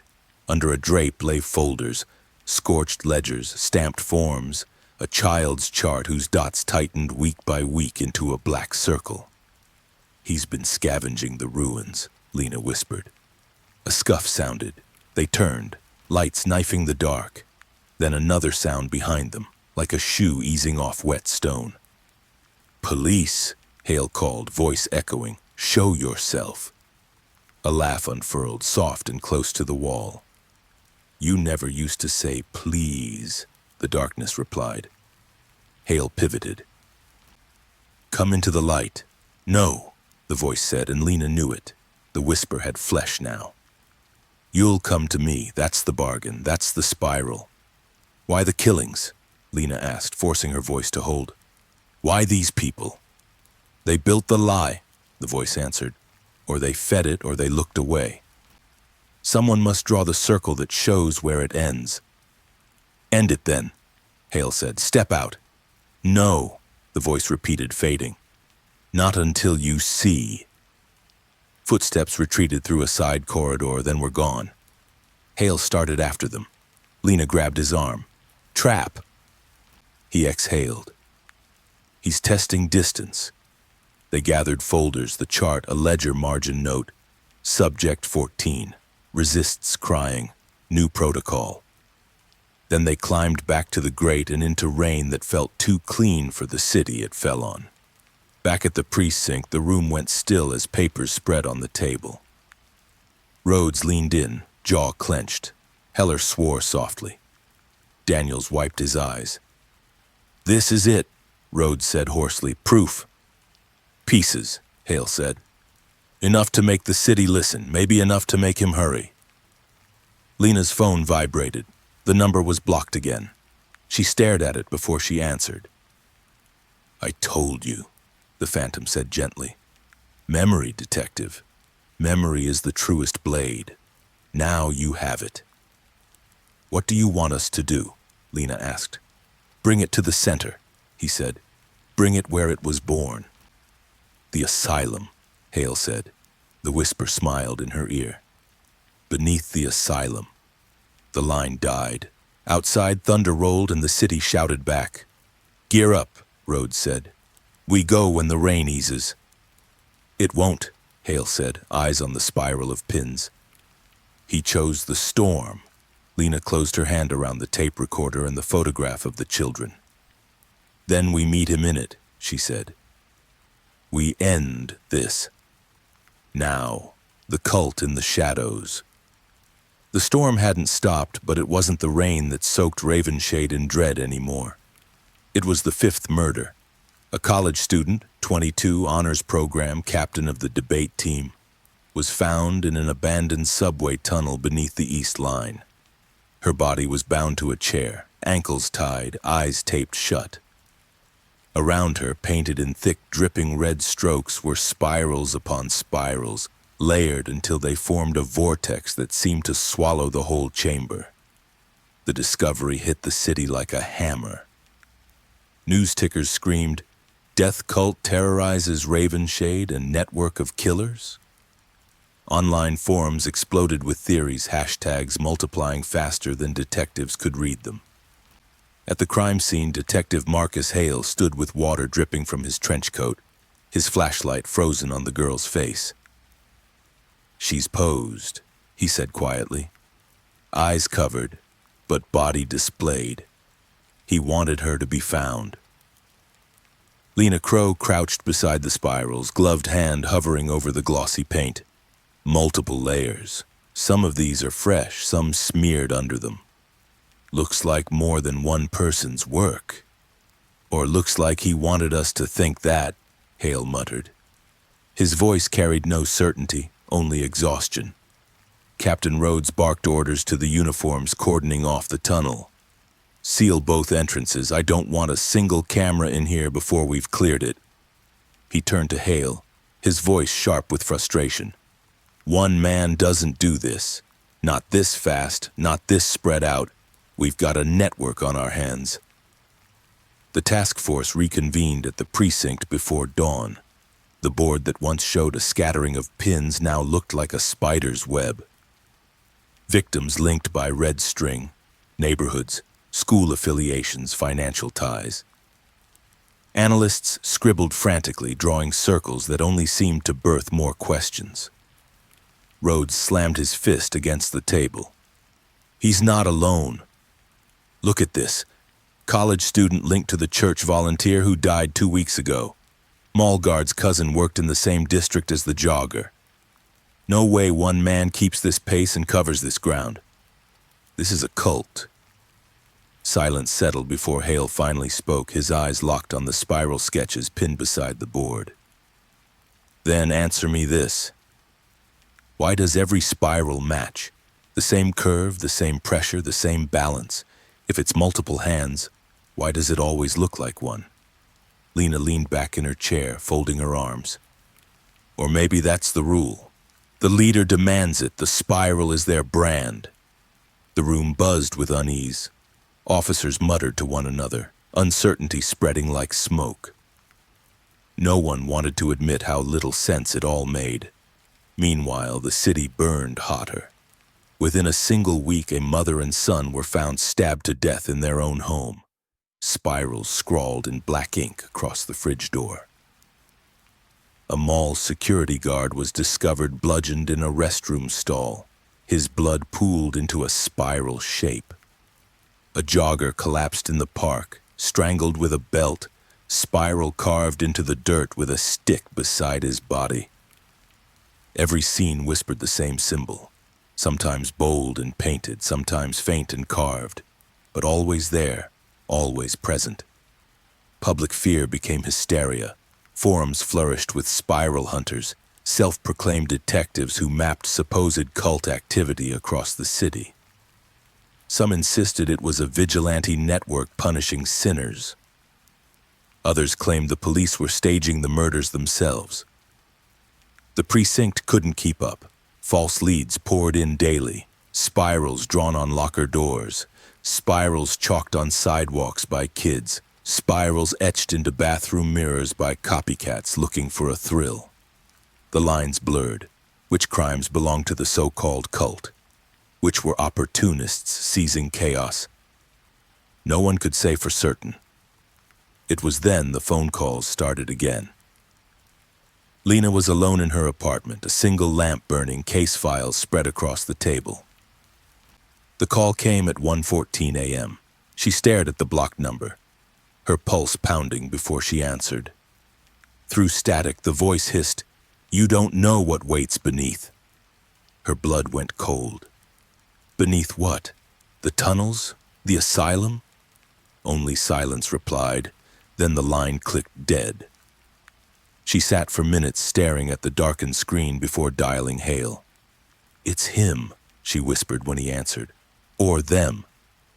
He says something waits beneath." Hale's voice was low. "Then that's where he wants us looking." At the precinct the next morning, the rift in the task force widened. Rhodes pressed harder on the cult theory, demanding raids and surveillance sweeps. Hale resisted, arguing the precision of the spiral pointed to one hand, not many. Lena stood between them, her conviction faltering, the whisper echoing in her mind. Officer Voss took matters into his own hands. He slipped away from official duty, meeting street informants in bars and alleys, trading cash for rumors. "There's a group," one whispered to him. "A circle that prays to the spiral. They say blood feeds its truth." Voss reported back with a manic gleam in his eye. Rhodes threatened suspension. Hale told him obsession was making him reckless. But Lena argued to keep him. If he's chasing shadows, fine. But if he stumbles onto something real, we need that chance. Meanwhile, the copycats grew bolder. A gang robbed a jewelry store, carving spirals into the walls to terrify witnesses.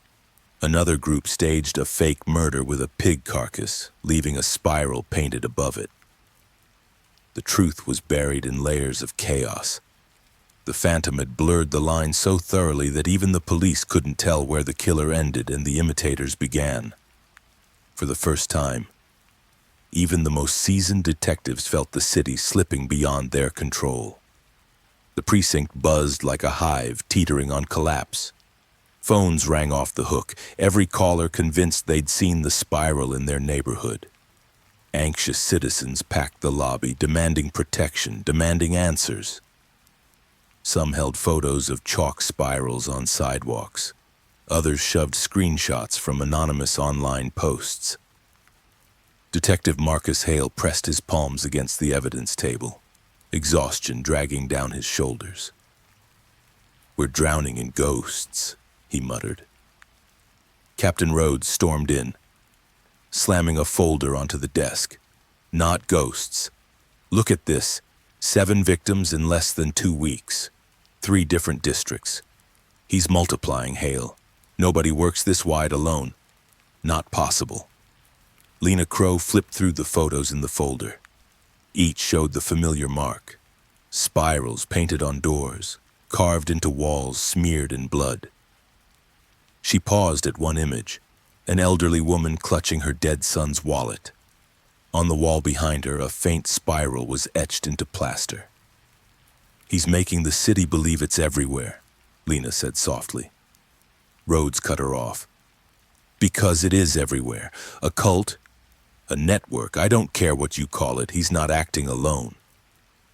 Voss entered then, late and unkempt, eyes shadowed from nights spent away from his desk. He dropped a crumpled notebook onto the table. "I've been listening. The streets are talking about a group that meets in abandoned buildings. They call themselves the Circle Beneath." Rhodes pounced on it. "There, proof. We move on them tonight." But Hale narrowed his eyes. "Where's this coming from, Voss? Which source?" Voss didn't flinch. 3 different ones. Same phrase, same pattern. They meet on Thursdays. They wear hoods. They chant around spirals. "Convenient," Hale muttered. "It's real," Voss snapped. His voice cracked with a fervor that unsettled the room. "You're blind if you think one man's doing all this. He's got disciples." Lena placed a steady hand on Voss's shoulder. Slow down. If it's real, we need proof, not rumors. On that night, the task force split. Rhodes authorized surveillance of a warehouse in South Ravenshade, tipped as a meeting place. Half the team set up around its perimeter, radios whispering. Hours crawled by. Then movement, figures slipping inside, hoods low, carrying candles. Through binoculars, Lena counted 6. They sat in a circle, candles forming a spiral between them. Their voices carried faintly. Round and round, truth is found. Rhodes's knuckles whitened around his radio. That's them. We take them. Not yet, Hale interjected. No sign of the phantom, no sign of weapons. We move too fast, we spook them and lose the trail. But Rhodes ignored him. Units, breach. The doors flew open, officers stormed the warehouse, shouting commands. Chaos erupted, candles toppled, figures scattered. Within minutes, 6 hooded suspects were on the ground, hands zip-tied. When the hoods came off, the room fell silent. Teenagers. The oldest barely 19, their faces pale, terrified. One girl sobbed, insisting, "It's just performance art. It's a project for school. We didn't hurt anyone." Rhodes cursed under his breath. "Damn it!" Hale glared at him. "Congratulations. You just turned scared kids into martyrs for the myth." The teens were released after questioning, their story corroborated. They had mimicked what they saw online, chasing attention. No leader, no phantom bird, just imitators feeding the spiral's echo. But the damage was done. News of the cult raid leaked within hours, fueling online hysteria. Spiral forums erupted, some mocking the police for arresting children of the circle, others claiming the raid proved a cover-up. By morning, Hale found Voss hunched over his notebook again, drawing spirals over maps of Ravenshade. "You saw them," Voss insisted. "They were real. You can't tell me they were all kids. You didn't see the ones who slipped out before we got there." "They weren't real," Hale countered. "They were chasing a myth just like you are. They said the chant, Marcus. They said it. How would they know?" "Because the phantom put it online for them to find," Hale snapped. The room went tense. Voss's eyes burned. "You're too stubborn to admit this is bigger than one man. And if you keep ignoring it, more people will die." He stormed out before Hale could answer. That evening, 3 more bodies dropped. A mother and son stabbed in their kitchen, spiral drawn on the fridge in black ink. A mall guard found in a restroom stall, bludgeoned to death, spiral scrawled in condensation on the mirror. A jogger strangled in the park, spiral etched in dirt beside him. 3 murders, 3 districts, 3 different methods. The press exploded. Death cult expands territory. Conspiracy boards erupted with maps and arrows, drawing spirals around Ravenshade like it was a target. Lena sat in the precinct, head in her hands. "It's multiplying faster than we can track." Hale leaned against the board, eyes on the spirals. "No, it's not multiplying. It's mimicking. One hand writes the script, the rest just copy." Rhodes wasn't convinced. "That's wishful thinking. Nobody scales like this, nobody. Unless they don't need to," Hale shot back. "Unless all they need to do is whisper and the city performs for them." Late that night, Lena's phone buzzed again. She answered with trembling hands. Through static, the distorted voice whispered, "You still don't understand. You still think in numbers. It isn't many. It's one wound bleeding into every circle you draw." Her voice shook. "Who are you? Are you the leader?" A low chuckle. "Leader? No. I am the truth beneath. And you keep covering it with lies." The line went dead. Lena dropped the phone onto her desk, staring at the caseboard. Spirals upon spirals stared back at her, each line identical, each curve precise as though drawn by the same hand. For the first time, doubt spread through her. Was Hale right? Was Rhodes right? Or was the truth far worse, something no one had yet dared to name? The morning broke gray, the kind of sky that pressed low over Ravenshade like a lid trapping in the city's panic. By now, the spiral wasn't just a symbol. It was a language, scrawled across storefront shutters, spray-painted on highway overpasses, burned into the collective mind of every resident. Inside the precinct, the task force gathered for another briefing, though no one called it that anymore. It felt more like triage. Rhodes stood at the board, lines of red string stretching like veins across the city map. 3 murders in a single night, he said, voice graveled with lack of sleep. Different methods, different victims, same calling card. Tell me again how this is one man. Hale didn't answer right away.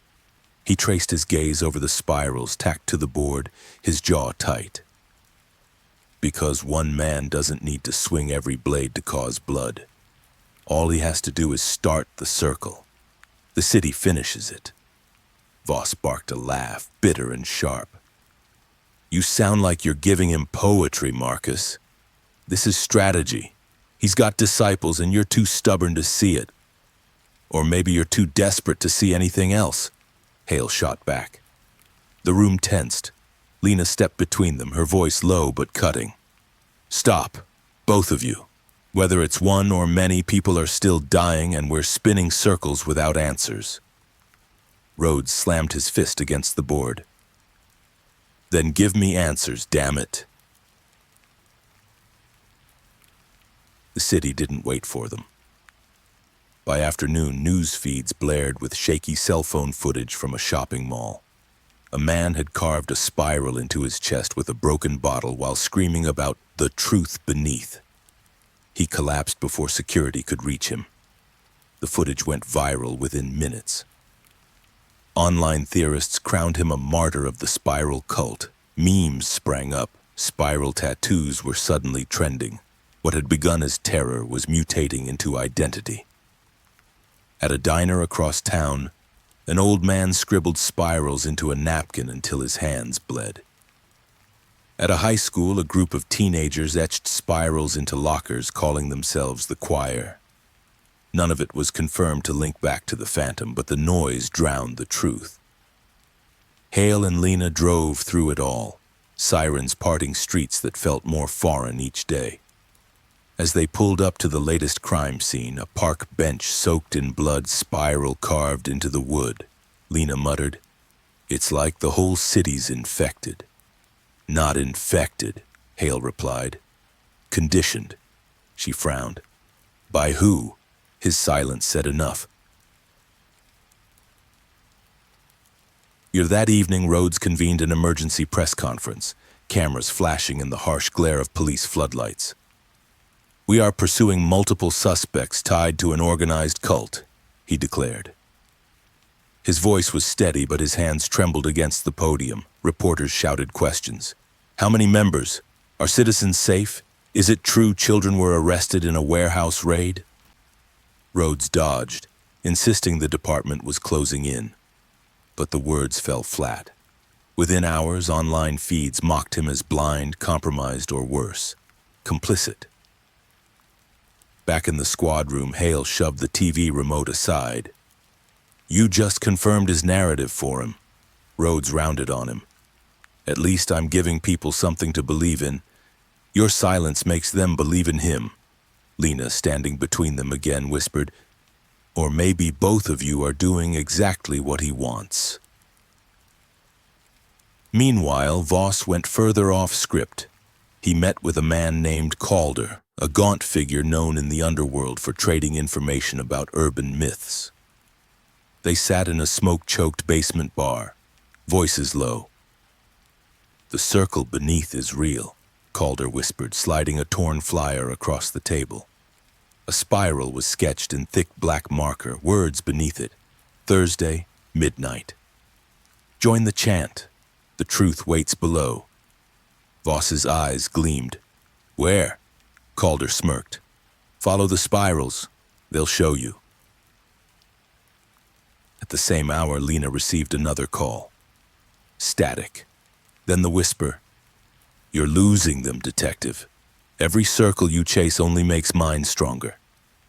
Her throat tightened. Why the cult? Why let others claim your mark? The laugh chilled her. Because chaos is a choir, Lena, and choirs always sing louder than soloists. Then who are you in the choir? The line crackled. I am the silence that holds the note. The call ended, leaving her staring at her own reflection in the darkened window. Spirals of city lights spinning behind her. Days bled into nights. The killings didn't stop. A body in a library stairwell, spiral carved into a desk. A strangling in an alley, spiral scrawled on a dumpster. A stage drowning at the river, spirals drawn in chalk along the dock. Each crime carried the same question. Cult or copycat? And each time the answer grew murkier. Lena pinned fresh photos on the board, exhaustion painting shadows under her eyes. We're chasing smoke, she whispered. Every lead splinters into more. We can't even tell what's him anymore. Hale stepped closer, his voice quiet but firm. It's all him. That's the trick. He doesn't need followers, he just needs believers. Voss, lurking near the back of the room, shook his head violently. No, you're wrong. He's just one piece of something bigger. I've seen the signs, I've heard the chants. You'll see too. The divide was complete now. The task force wasn't just fighting a killer, they were fighting themselves, and outside, Ravenshade spun further out of control.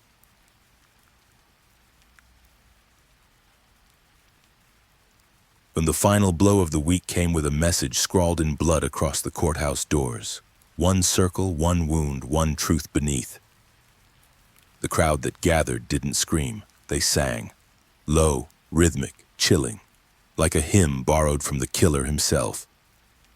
For the first time in his career, Hale felt a chill not from what a murderer had done, but from what the city was becoming. And in that moment, he knew. This wasn't about catching a man anymore. It was about stopping an idea before it devoured them all. Dead ends and dark corners. The chanting at the courthouse still echoed in Hale's head long after the crowd had dispersed. That low, unified hum, citizens turned into a choir for a murderer, gnawed at him more than any spiral carved into flesh. For days afterward, the precinct seemed quieter, but not in relief. It was the silence of dread, the hush before a storm. By the 6th week, Ravenshade felt less like a city and more like a trap. Patrol cars prowled the streets in pairs, sirens more frequent than birdsong, but fear moved faster than any flashing light. Every alley felt like an ambush. Every shadow whispered spiral-shaped threats. Inside the task force room, the corkboard was groaning beneath its weight. Photographs layered over photographs, red strings cutting across maps until they tangled into knots. Spirals glared back from every angle, unique yet eerily consistent. Captain Rhodes snapped a marker against the board. We've got 57 active leads, 57, and none of them worth a damn. Where's the break? Where's the pattern? Hale sat back in his chair, silent. He watched the map as though it were alive, pins spreading like infection. Finally, he muttered, We're chasing smoke. Every circle we draw just blows apart in our faces. Lena leaned forward, her hands clenched. Or we're missing it. Every scene is telling us something. Marcus, I can feel it. We're just not looking in the right place. The room broke into factions. Analysts presented overlays showing spirals aligning with old sewer systems. Others argued the marks matched constellations. Voss, jittery from too much caffeine and too little sleep, shouted that the killings were a cover for syndicate smuggling routes. Enough! Rhodes slammed his palm onto the table. Every theory's worse than the last.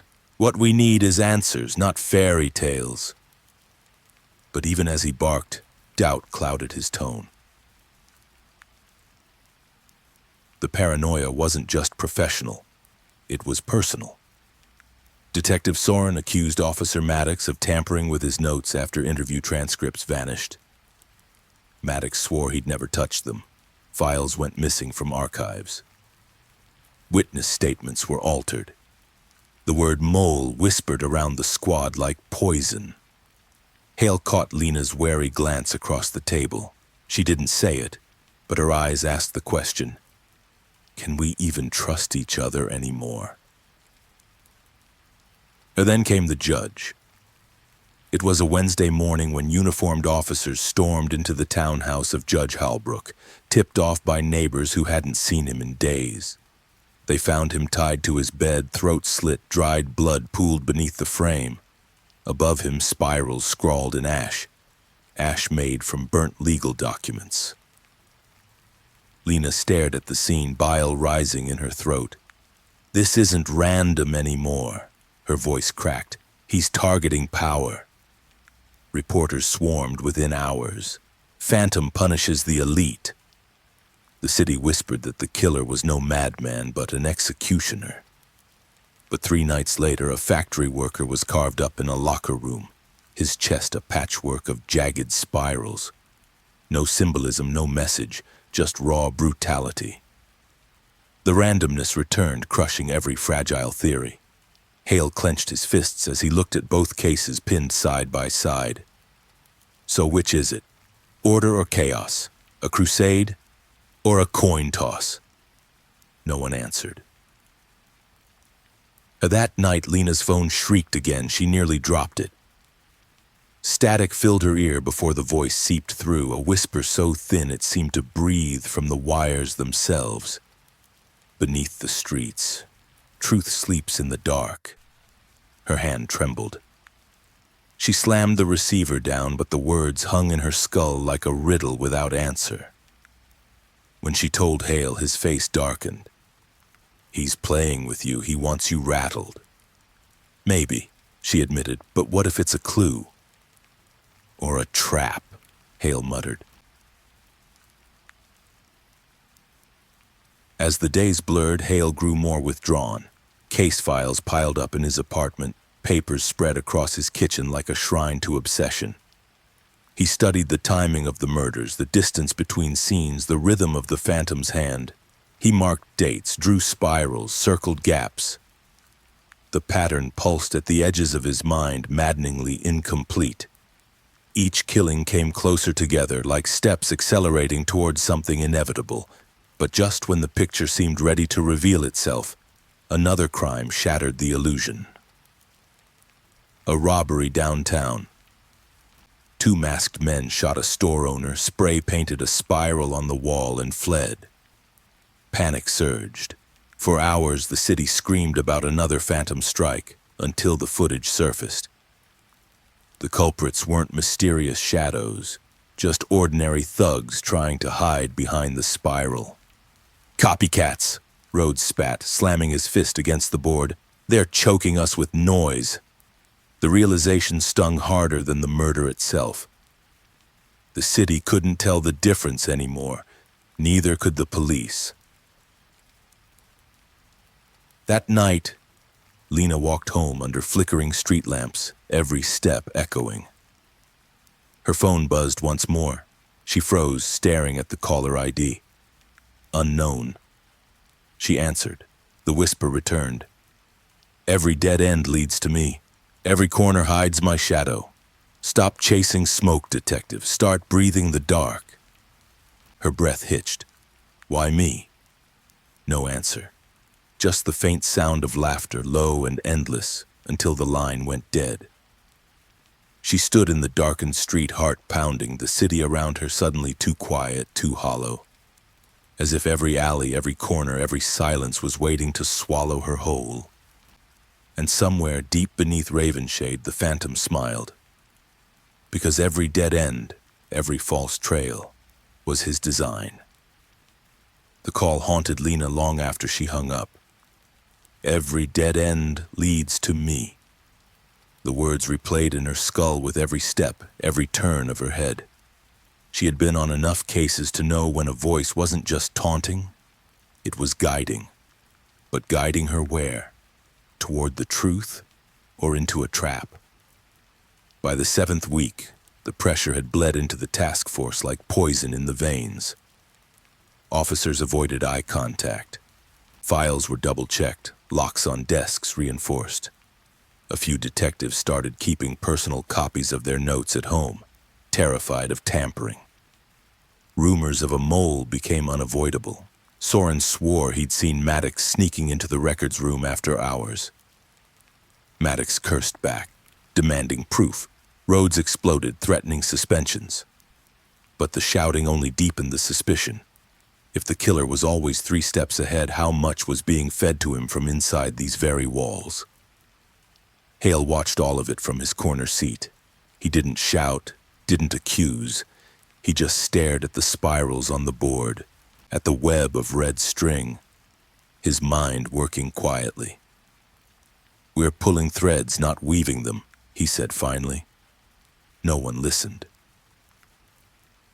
And the city outside wasn't calmer. Fear now walked hand in hand with fascination. Street preachers shouted that the spiral phantom was the hand of divine judgment. Protesters gathered with signs reading "Stop the Lies" and "One Truth Beneath." Children whispered about him in playgrounds. Copycats bloomed like weeds. Some petty criminals, others simply thrill-seekers hungry for a taste of the hysteria. In the midst of this madness, the murders didn't stop. A delivery driver was found slumped in his van, throat slashed, spiral drawn across the windshield in his own blood. A retired nurse was strangled in her apartment, a spiral carved into her nightstand with a kitchen knife. The brutality had no logic, no thread to pull, at least none the task force could see. During a late-night briefing, Lena snapped. She slammed her palm against the corkboard so hard the pins rattled. "We're drowning in contradictions. He's punishing power one day, slaughtering nobodies the next. He's leaving spirals in blood, in ash, in ink, in chalk.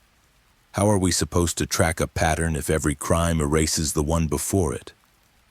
Rhodes fired back. "That's because it isn't one man. It's a syndicate, a cult. Accept it already." Voss, eyes sunken from lack of sleep, bared his teeth in frustration.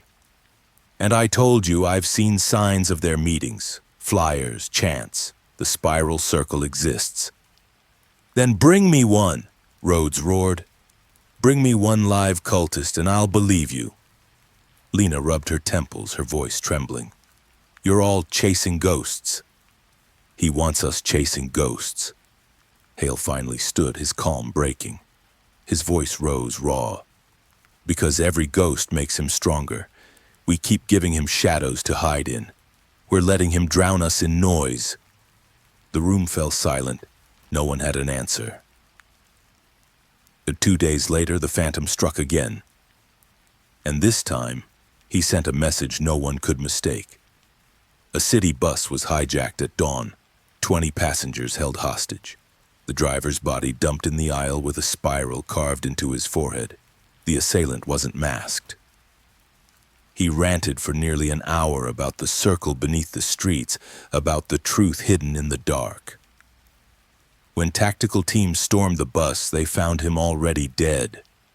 Throat slit, a spiral painted across his chest in his own blood. The press dubbed him a cult soldier, but Hale wasn't convinced. He stared at the coroner's photos later that evening. The spiral wasn't painted with the man's hand. The strokes were too clean, too consistent, too practiced.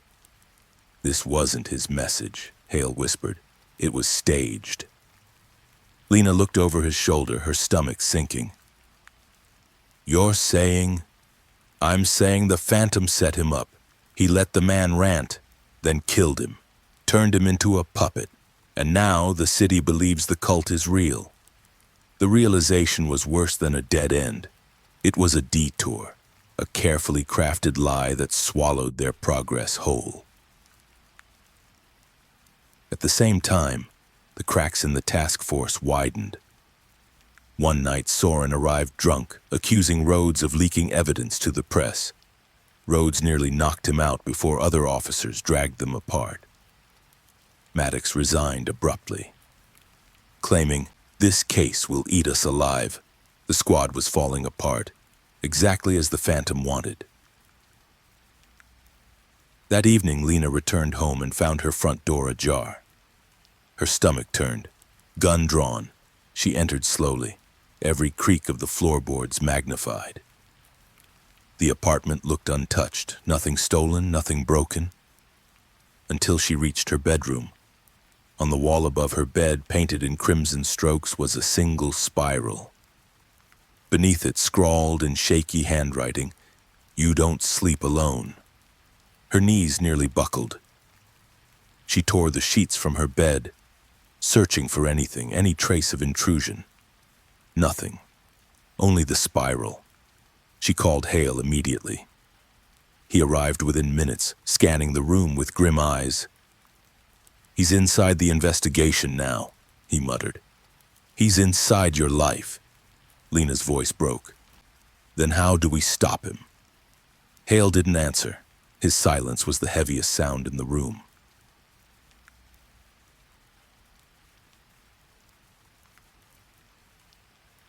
The next morning, another blow. A courthouse clerk turned up dead, body dumped in an elevator shaft, spiral carved into his tie. Rhodes cursed in rage, slamming his fist on the board. "Judges, clerks, factory workers, bus drivers, what the hell is the connection?" Hale, pale and sleepless, spoke quietly. "There is no connection. Not one we're supposed to see.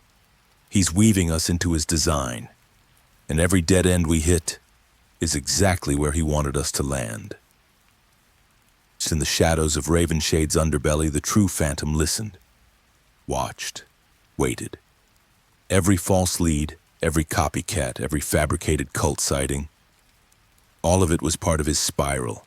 And though the city saw chaos, he saw only one thing: order tightening, layer by layer, until the spiral closed around its center. The spiral above Lena's bed wasn't just a message, it was a violation. A reminder that the Phantom could slip into the homes of detectives as easily as he slipped into the city's alleys. She sat in the task force room the next morning, pale, exhausted. Rhodes noticed. "You look like hell," he said. She didn't flinch. "He was in my apartment." The room froze. Every detective stopped shuffling papers, stopped talking. Rhodes frowned. "What do you mean?" She told them about the spiral, the words painted on her wall. The silence afterward was worse than disbelief. It was the quiet realization that if Lena wasn't safe, none of them were. Voss muttered, "He's inside our walls already." Rhodes snapped, "Shut it, Voss." But his hands trembled as he reached for his coffee.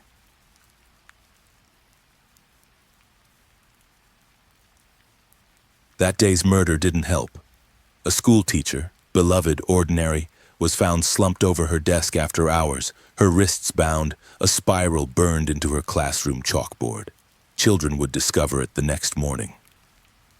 The headlines screamed louder. "Nowhere safe. No one safe." Protests flooded the streets. Parents demanded police resignations. Politicians promised action, though none could define what action meant. The chaos wasn't background noise anymore, it was the city's heartbeat. Within the task force, Hale began pushing a theory no one wanted to hear. "He's not picking targets at random," he said, gesturing at the board, "and he's not picking them for symbolism either. He's choosing them for us, to make us chase the wrong questions."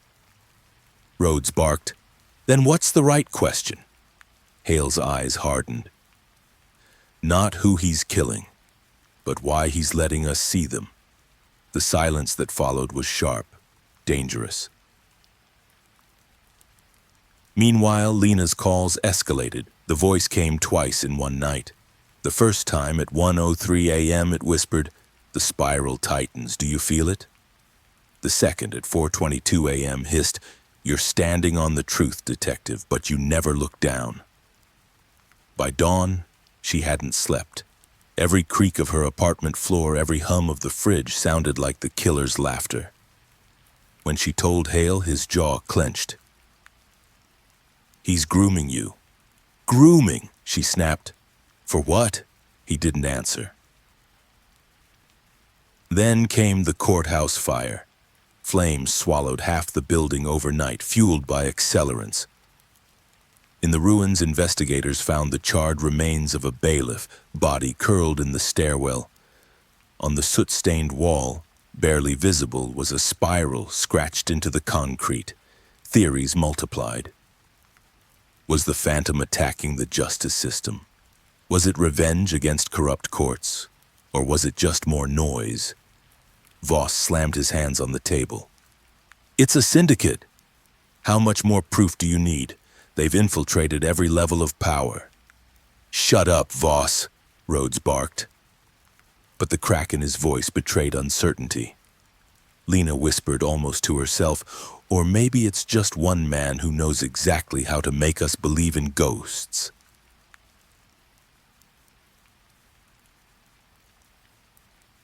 But the fractures inside the task force deepened. Detective Soren vanished for 48 hours. When he returned, his explanation was thin. "Needed air, got drunk, cleared my head." Nobody believed him. Hale confronted him in the locker room, his voice low. "You're hiding something." Soren sneered. "We all are, Hale, every one of us." The tension nearly boiled into violence before Rhodes intervened. But the seed was planted.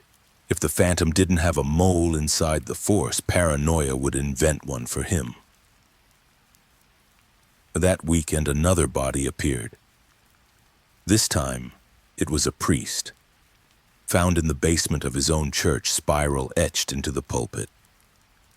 For the city, it was proof of divine war. Preachers screamed about the cult of spirals rising to punish the wicked. Crowds gathered outside the church, some praying, others shouting curses at the police. Inside the task force, though, Hale stared at the photographs and shook his head. "It's not about God. It's not about power. It's about control. Every symbol he leaves is for us, not them. We're his audience." "Not the city?" Lena asked softly. "Then what's he trying to tell us?" Hale's eyes flicked to the spirals pinned across the board. "That every dead end we hit isn't failure. It's design. He wants us chasing corners until we can't see the center." And then, as if to prove him right, another spiral surfaced. This time at a crime that wasn't even his. A gang shootout left 3 dead in a warehouse. Amid the bullet holes and blood, someone had spray-painted a spiral across the door. But this time, something was off. The strokes were sloppy, uneven, the symmetry broken. Lena crouched in front of the photo, realization dawning. This isn't him. This isn't even a copycat trying to be clever. This is someone using him. Using his symbol. Rhodes growled. "So what? Now every thug in Ravenshade gets to claim the spiral's name? We'll never know what's real anymore." Hale spoke quietly. "That's exactly the point. He doesn't even need to kill anymore. The city will do it for him." By the end of the week, the task force wasn't chasing leads. They were chasing their own shadows. Maddox gone, Soren untrustworthy, Voss spiraling into obsession, Rhodes cracking under pressure, and Lena. Lena drowning in whispers, her every night haunted by a voice that promised she was closer than she thought.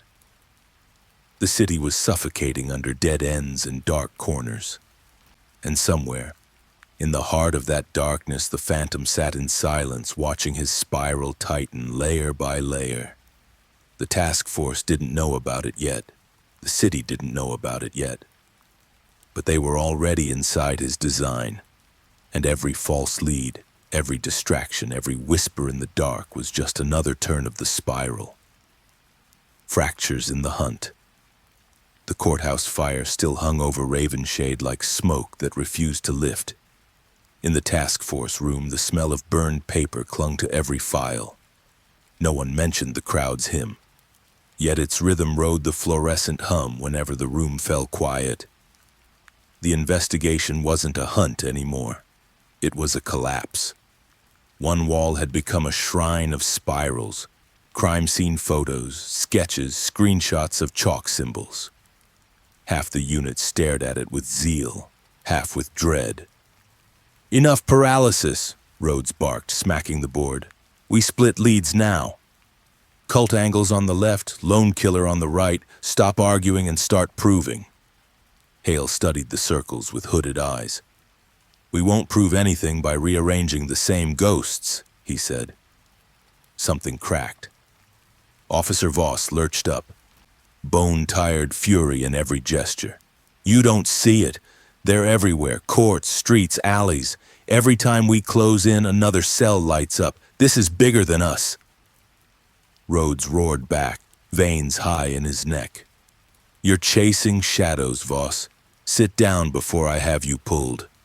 Voss shook, breathing hard. He swallowed, eyes refusing to meet anyone around them. Exhaustion grayed everyone. Interviews contradicted one another. Suspects evaporated. Files went missing and returned altered.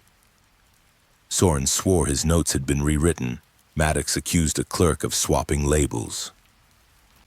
The mole theory stopped being rumor and began to feel like weather. That afternoon, a call came from Ridgefield High. A custodian had found a body. The corridors glowed antiseptic, but the bathroom where the boy lay felt subterranean. He was 16, strangled with his own backpack straps. "No spiral," Heller said, relief and dread in equal measure. Hale crouched at the sink. A gloved fingertip snagged on burrs in the porcelain. In the glaze, almost invisible, someone had scratched a tight curve again and again, each pass deepening the groove. A spiral, not drawn but bitten into the surface by desperate hands. "The mark's still here," he murmured. By evening, malls emptied. News anchors declared Ravenshade a city under siege. Lena's calls worsened. Not just whispers now. Recordings. A sob. Shoes on tile. A voice counting backward. A lullaby off-key. She played one clip for Hale in the evidence room. A door creaked. A ragged inhale, then nothing. "He's playing me," she said. "He knows I'm listening. He wants me broken." Evidence began pointing at history rather than people. A tech overlaid new scenes on an old disaster map. A child abduction. A courthouse fire. A subway collapse. Each spiral echoed some old wound, as if the city were being forced to reread its injuries aloud. Voss seized on it. "He's retracing trauma," he said, eyes bright with exhaustion. "The cult reenacts disasters to baptize new members." He vanished into archives, muttering dates like prayers. "Careful," Lena warned. "The past is a maze." "Exactly," Voss said and smiled a tired, frightening smile. Hale wasn't smiling. "If history's the compass," he told Rhodes, "and he chose it because it's public. Anyone can fake alignment if we want to see it." Rhodes rubbed his eyes. "Then what the hell are we supposed to see?" "Whatever he wants next," Hale said. Another case hit like a hammer. A pawn shop owner stabbed behind a security gate. A spiral dusted into grit on the concrete. Cameras caught two masked figures fleeing. Later, they were seen unmasked, ordinary men using the brand that buys an extra hour. "It's dilution," Hale said bitterly. "He's cutting his product with panic." That night, the task force met under buzzing lights. The room split cleanly now. Zealots of the cult theory on one side, stubborn devotees of the lone killer hypothesis on the other. "We don't have a unit anymore," Lena said. "We have two choirs that hate each other's songs." Hale nodded without humor. "And he conducts both?" Past midnight, Voss phoned in a tip. His voice shook but carried a blade's certainty. "Industrial Quarter, Dock 9. Informant says the circle beneath uses an old dye, works as a drop. Midnight runs, no lights. I'm close." "Don't go alone," Hale snapped. "We move together at dawn." "Dawn is late," Voss said and hung up. "Ping his phone," Rhodes ordered. They tried. It bounced between towers, then died. Hale and Lena took a squad to the industrial quarter anyway. Fog hung low, tasting of rust and river. Warehouses slept like hulks beached in another century. At Dock 9, they found Voss's sedan idling, driver's door open, wipers ticking across a dry windshield. "Voss?" Lena called into the wet quiet. On the front seat lay a spiral drawn in blood, neat and centered, the lines clean, the curl closed. No other blood, no Voss. Hale forced himself to notice. No skid marks, no struggle in the gravel. A scatter of salt that didn't match the river's edge. A staged stillness. "He left us a picture," he said softly. "Or he took one," Lena whispered. The team fanned out, flashlights skating over corrugated walls and black mouths of doors. They found prints that led nowhere and scuffs that faced backward. They found a new lock on the gate and a camera whose lens cap still wore its factory sticker. Every breadcrumb was a prop. Hale stood by the idling car and listened to the engine tick. "Taken? Alive? Dead?" Rhodes asked at his shoulder. Hale didn't answer. He stared at the spiral on the seat, tracing its cadence with his eyes. For the first time in weeks, a word he would not speak entered his mind. Center. He pushed it away. "We sweep every building," he said. "Pull river cams for 12 hours. Bolo without tipping the press. And we do not fracture. Not tonight." Rhodes nodded. "Copy." Lena stared at the water, thinking of recordings that arrived when breath fogged and the city's bones creaked. Somewhere under the fog, under alleys and courts and schools, something waited. The spiral tightened, and the hunt, already broken, bent further toward a truth none of them were ready to face. The industrial quarter search stretched until dawn. Every warehouse was empty. Every shadow yielded nothing but rats and rust. Voss's sedan was finally towed, the blood spiral on the seat sealed in a bag. The task force returned to headquarters hollow-eyed, as if they'd been walking in circles all night. Rhodes slammed a fist against the boardroom table. "I told him not to run off. Now he's gone. Congratulations. He's another body to add to the count." "He might not be dead," Lena argued, her voice hoarse. Rhodes turned, his eyes red. "You think he drew that spiral himself as a love letter? He's gone. And if he isn't, he's compromised." The silence thickened. They all remembered Maddox's unexplained absence, Soren's erratic behavior, and now Voss. The mole theory wasn't just a whisper anymore. It was a noose tightening around the team. Hale refused to sit. He stood at the city map pinned on the wall, spirals and pins tracing Ravenshade like scars. His finger brushed over the docklands, then shifted across to the courthouse ruins. "It isn't random," he muttered. "It's rhythm. Voss didn't vanish by accident. He vanished because the Phantom wanted him to." Soren scoffed from the corner. "Or because Voss was already working with him." Lena spun on him. "That's a lie."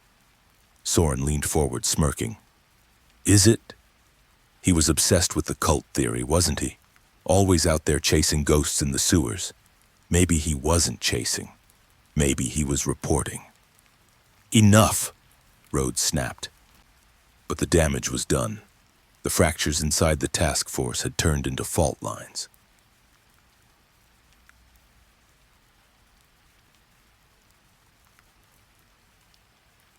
Two days later, another body appeared. A teenage boy, barely 17, was discovered in an abandoned arcade downtown. His hands were bound with game controller wires, his face frozen in terror. On the cracked screen of an old console beside him, a spiral had been painted in neon green spray paint. The brutality landed like a hammer blow. Schools emptied completely. Parents refused to let their children step outside. Talk shows declared Ravenshade uninhabitable. Conspiracy theorists online insisted the spiral cult was using children as sacrifices. When Hale examined the boy's fingernails, he found porcelain shavings.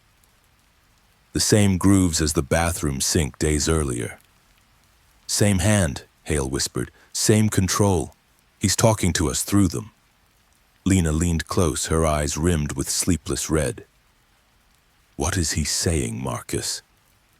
That every dead end is his design. Every victim is just another turn of the spiral."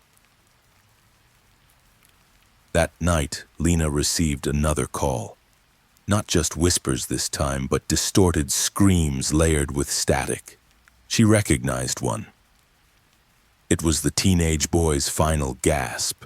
Her knees buckled, phone slipping to the floor. Hale found her an hour later in the evidence room, sitting against the wall, trembling. "He's breaking me, Marcus. He's breaking me on purpose."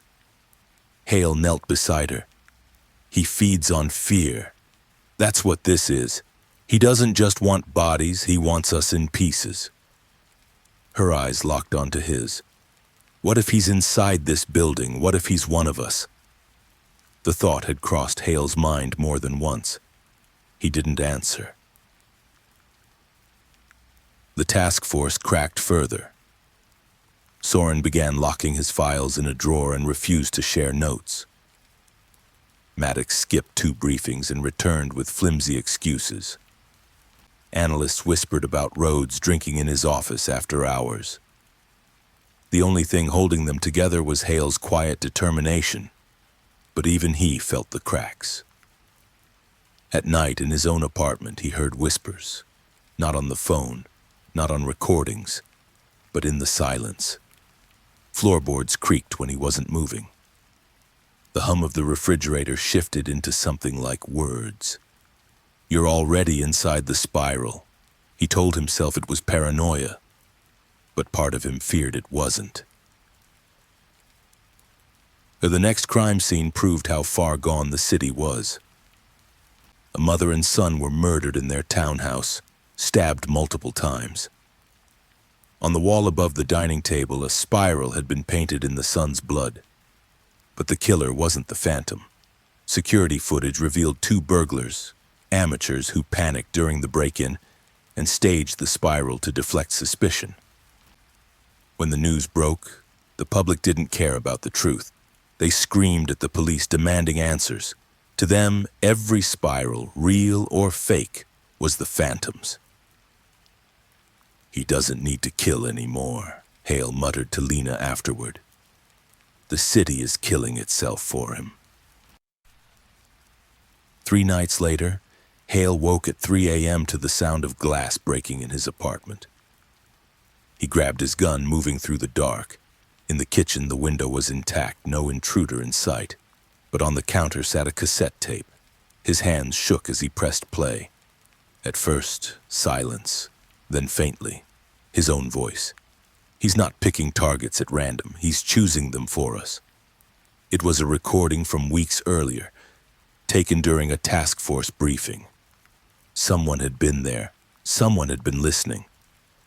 And now, they wanted him to know. The next morning, Rhodes looked 20 years older. His tie was crooked, his eyes sunken. "We've lost control," he admitted to Hale in a rare moment of vulnerability. "We're chasing ghosts while the city tears itself apart." Hale leaned over the map, tracing spirals with his finger. "No, we haven't lost control. We've handed it to him. and he won't stop until we take it back." "Do you still believe it's one man?"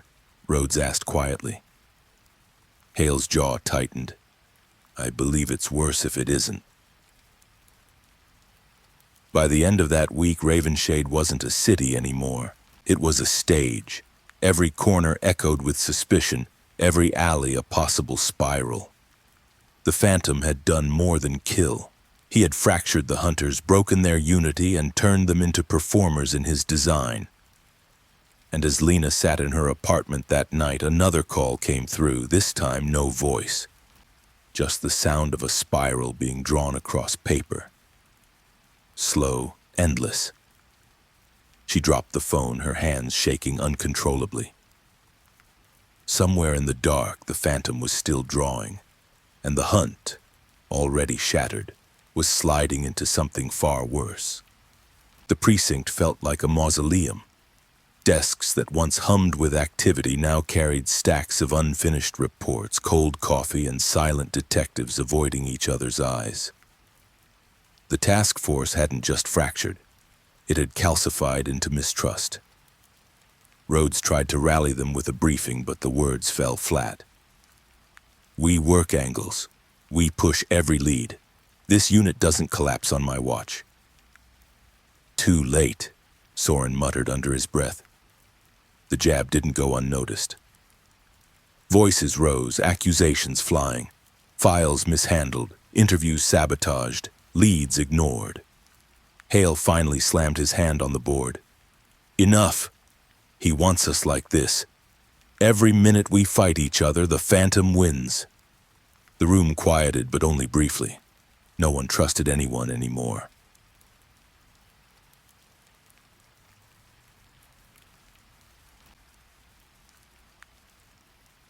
That night, Lena sat in her apartment staring at her phone. She hadn't slept in days. When it rang again, she jumped, nearly dropping it. The distorted voice whispered over static. "You don't know what waits beneath." Then layered beneath the hiss came another sound, children laughing. It was faint, distant, but unmistakable. Her stomach turned. The killer wasn't just tormenting her anymore. He was stitching echoes of the city's tragedies into his calls. Lena called Hale, her voice trembling. "He knows where we live. He knows what we fear. Marcus, he's weaving us into the story." Hale drove over immediately. He found her pacing, hands shaking, walls plastered with her own notes and crime scene photos. "You can't fight him alone," Hale said, gripping her shoulders. Her eyes brimmed with tears. "But what if I'm already losing?" The next morning, Ravenshade woke to horror again. A prominent judge was found murdered in his townhouse. His body was tied to the bed, throat slit, legal papers burned to ash and smeared into a spiral above the headboard. The message was clear. Power itself wasn't safe. Lena whispered the words like a confession. "He's targeting symbols, authority, justice." But 2 days later, the spiral returned in a different form, carved jaggedly into the chest of a factory worker found dead in his locker room. No wealth, no power, no connection. Just another random victim. The contradictions crushed every theory. Was the Phantom punishing the corrupt, or choosing at random? Hale sat at his desk, staring at both files side by side. "He's building something we can't see yet. Every contradiction is another layer." "Or every contradiction is proof it's not one man," Rhodes countered. "We're wasting time on a ghost when a cult is tearing this city apart." The argument spiraled again, voices rising, unity shattering. That evening, Hale returned home and found his apartment door ajar. Gun drawn, he swept the room. Nothing stolen, nothing out of place, except on his kitchen table sat a spiral carved into the wood. Not painted, not drawn, carved. The edges were still raw, splinters littering the floor. Hale froze. The Phantom had been here. For the first time, Hale felt a cold truth slither in. This wasn't just a hunt anymore. He was prey too. Meanwhile, Lena's torment escalated. Another call came, this one longer, a recording of footsteps pacing back and forth. Then a sudden scream cut short. The sound looped over and over until she hurled the phone across the room. When Hale arrived, she whispered, "He's inside my head. Every time I close my eyes, I hear him." "You're not alone," Hale said, though he wasn't sure he believed it himself. The Phantom's grip tightened further. Copycat crimes exploded. A gang tagged spirals during a jewelry heist. Another group left a fake spiral at a staged murder scene. Ravenshade couldn't tell the difference anymore. Neither could the police. The task force buried itself in old records, desperate for a breakthrough. Voss's theory began to gain traction. Crime scenes echoed the city's history. A subway collapse, a courthouse fire, an unsolved abduction. Each spiral seemed tied to Ravenshade's scars. "He's not killing people," one analyst said grimly. "He's killing history into the present." One evening, Hale stared at the city map alone. Red pins dotted the neighborhoods like open wounds. He began to see a rhythm, the spacing of the crimes, the timing between them. Each murder came closer together, as if accelerating toward something inevitable, a spiral tightening toward its center. He didn't want to admit it aloud, but he knew. Voss had been right about one thing. The Phantom wasn't just choosing victims, he was orchestrating a pattern. But to what end? The night before dawn patrol, a final blow struck. An officer entered Hale's office carrying a plain envelope. Inside was a photograph of Voss. He was alive, or had been when the photo was taken. His face was bruised, eyes swollen, blood trickling from his lip. In his hand, he held a scrap of paper with a spiral drawn in his own blood. No location, no timestamp. Just proof that Voss was a pawn in the Phantom's design. Lena stared at the photo, pale. He's not just killing anymore, he's keeping them alive, breaking them. The entire room fell into silence. That night, Lena's phone rang again. This time, the distorted voice whispered one final phrase before the line cut dead. "The spiral is almost closed." The spiral tightens. The spiral is almost closed. The last message clung to the task force like smoke. Voss's disappearance made it heavier. For days, teams swept the industrial quarter and riverbanks, dragged the docks. No trace. Only his sedan in evidence and the blood-red spiral on the driver's seat, centered under glass, remained. A cruel reminder that hunters could vanish too. Rhodes doubled patrols and slashed rest days. "We squeeze or we snap," he said. Morale already felt snapped. Officers walked in pairs, flinched at phones, and spoke like they feared being overheard. In the conference room, Lena said, voice tight as wire, "If he can take one of our own, then no one in this city is safe." Hale didn't answer. He studied the board, red pins stitching toward the asylum district. Each photo ticked. Failure leaned. New murders came faster. A nurse drowned in a hospital basement sump, hair fanned in black water, nails torn from clawing concrete. Above her, cooled wax from a ring of candles formed a crude spiral. A bus driver was shot at his terminal. A spiral was traced in steering wheel grease where his hand should have rested. A priest was discovered in his chapel, body posed at the altar, the spiral burned into oak. Different methods, same mark. To the public, this proved a spreading cult. To Hale, it felt like a noose tightening by deliberate turns. The calls to Lena changed. At 2:11 a.m., her name came first, slow and careful, followed by metronomic breathing. At 3:24, the voice whispered, "You will understand beneath the spiral," then cut. Sleep vanished for her. The kettle hissed like words. Paper rustles became footsteps. She kept working anyway.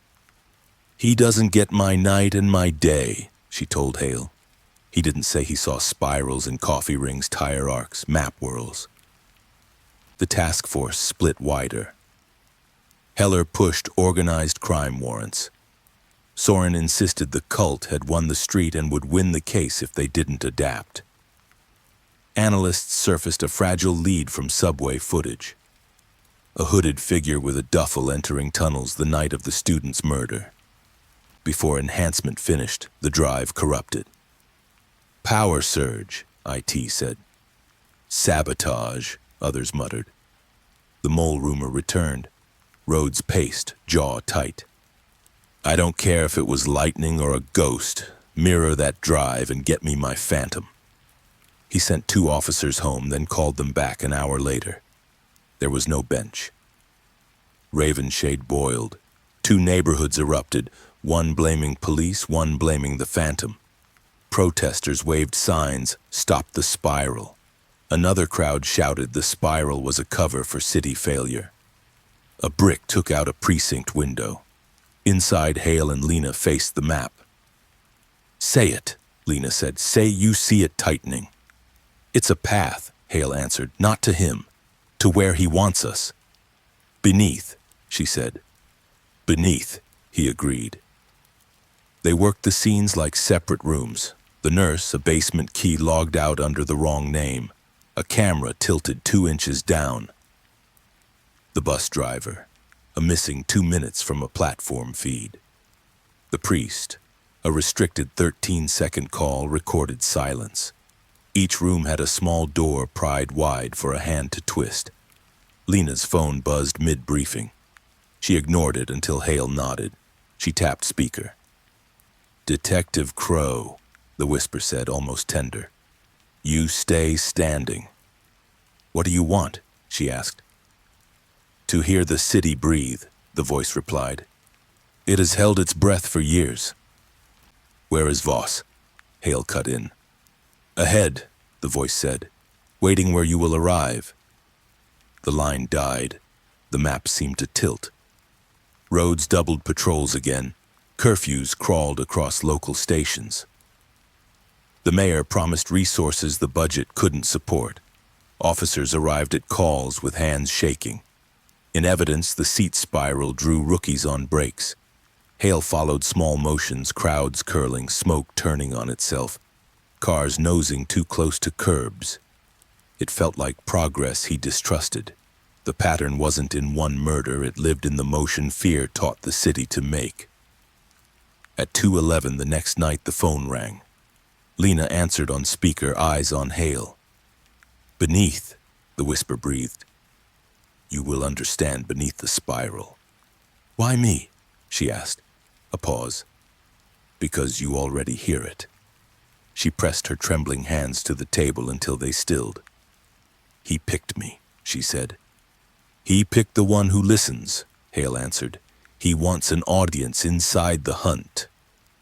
Riots flared again. An ambulance was blocked by chance until officers forced a path. A rumor claimed a manifesto. It was a prank. Another said a cop destroyed the drive. It was a misread report. Truth bled thin. Hale's apartment offered no rest. He crushed a coffee ring and woke to floorboards turning away. He told himself it was fatigue. The task force argued past dawn. Pull back or surge? Freeze the city or open it? Rhodes compromised. Curfews in 2 sectors, overtime in all, a rotating plainclothes dragnet and transit hubs. At briefing, Lena's phone lit again. She ignored it. It lit again. Hale nodded. She answered. "You will understand," the voice said, quieter. "The spiral is a path, not a picture. Walk." "What's at the center?" Hale asked. Silence, then, "What you buried?" The call cut. A siren outside rose, then fell. By noon, bus lot footage stabilized. A shape moved in a corner, tall, hooded, duffel in hand. Enhancement queued. Minutes later, the system froze. The file blanked. "Technical failure," IT said. "Inside job," the room replied. Hale stared at the inert screen, jaw tight. He wasn't sure which answer was worse. The spiral tightened anyway. Ravenshade teetered. Protesters carried candles at dusk, bricks by midnight. The city felt like a coin spinning on its edge, one push from a fall. And still the killer moved in silence. Each crime felt less like chaos and more like choreography. The spiral wasn't just a mark he left. It was the route he walked them along, turn by deliberate turn toward the dark center waiting beneath their feet. The days after the priest's murder felt like years. Ravenshade was unraveling, one thread at a time, and the Phantom pulled each with precision. Search teams kept combing the industrial quarter for Voss, but every sweep ended in frustration. "He's dust," Rhodes muttered after a 72-hour push turned up nothing. "Either he's gone or we're chasing smoke." Lena refused to accept that. If he wanted Voss dead, he'd be dead. He's keeping him alive for a reason. That thought sat in the room like a weight, one no one wanted to touch. The killings didn't stop. 2 nurses walking home were cornered in a dim alley. One escaped. The other was found hours later, slashed across the throat, her body arranged beneath a spray-painted spiral that dripped down the brick wall. A librarian in Old Town never came home. His body turned up in a storm drain, bound with pages ripped from books. A spiral was scrawled on his chest in ink, the words smeared by water. Every murder carried its own style, its own grotesque staging, yet the symbol was always the same. Analysts argued in circles. Was this proof of a cult with many hands, or one mind splintering into many masks? Inside the precinct, tempers boiled. Rhodes slammed a folder onto the table. "This is organized crime. Multiple perps, multiple layers, probably foreign syndicates. We're treating it wrong." Heller shot back, then explained the precision. One hand, one obsession. That spiral is too exact to be a brand stamped by amateurs. Voices rose, fingers jabbed. It wasn't strategy anymore, it was survival instinct. Everyone clawing at the case, desperate to make it fit. The mole theory returned like a storm cloud. The corrupted hard drive wasn't an isolated incident. Hale discovered a witness transcript altered. Dates wrong, words missing. Another time, photos from a crime scene disappeared, replaced by blurred duplicates. Someone inside the unit or close enough to reach them was tampering. During one late-night review, Hale looked up from his desk and said flatly, "We're compromised." Rhodes scowled. "Paranoia." "No," Lena said quietly. "He's right. It's too precise. Every lead we get dies on the vine. Someone's pruning it." The room went cold. For a moment, they weren't chasing the Phantom. They were chasing each other.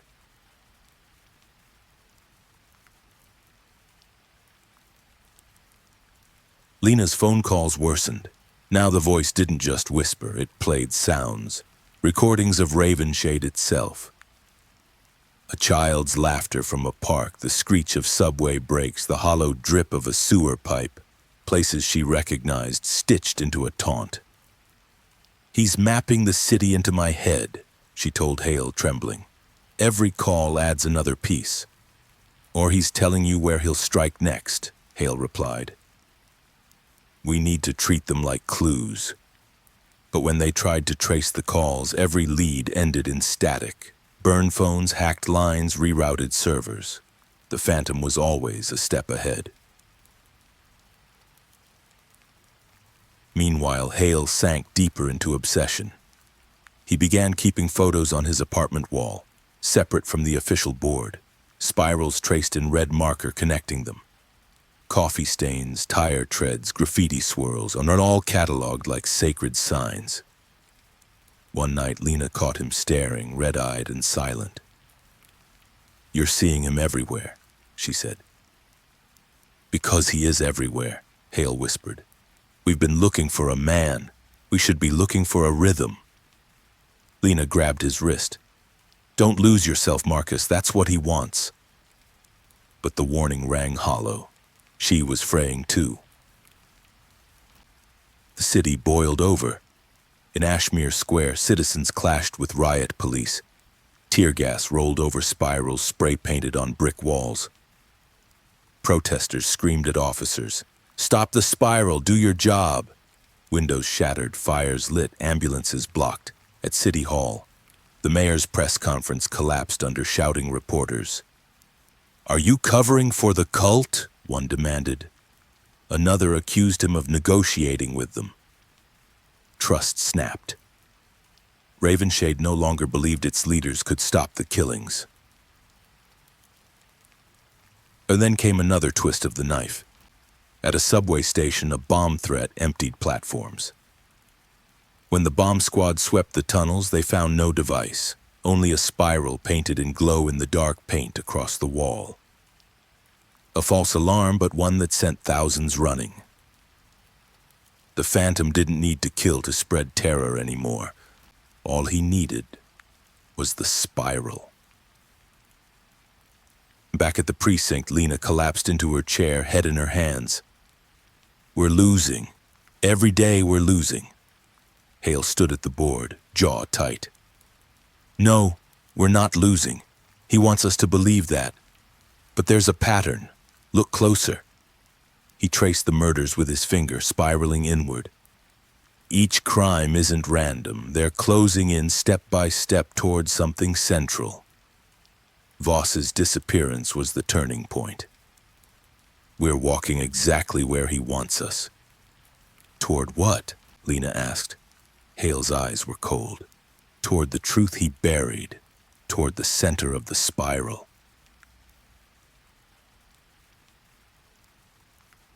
And that night, Lena's phone rang again. She pressed it to her ear, jaw tight. The voice whispered her name, soft, almost affectionate. Then, "You will join him soon." The line went dead. She sat frozen, heart pounding, and for the first time whispered aloud what none of them wanted to believe. "He doesn't just want victims," she said. "He wants us." The city had stopped breathing. That was the phrase Hale kept repeating in his head, over and over, as if it explained the madness unfolding around them.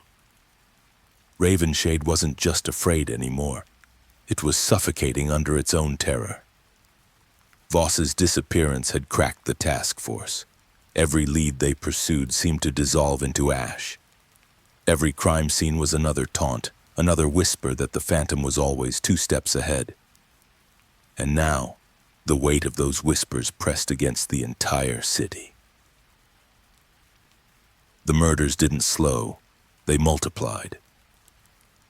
A young mother was found in a laundromat dryer, her body twisted unnaturally, the spiral etched in detergent powder around her. A taxi driver was pulled from his cab with his throat slit, the spiral scrawled across the roof in blood visible only when the car was towed into daylight. A retired firefighter was discovered in his own kitchen hanging from the rafters. The spiral was cut into the wood beneath his dangling feet, hidden until investigators moved the body.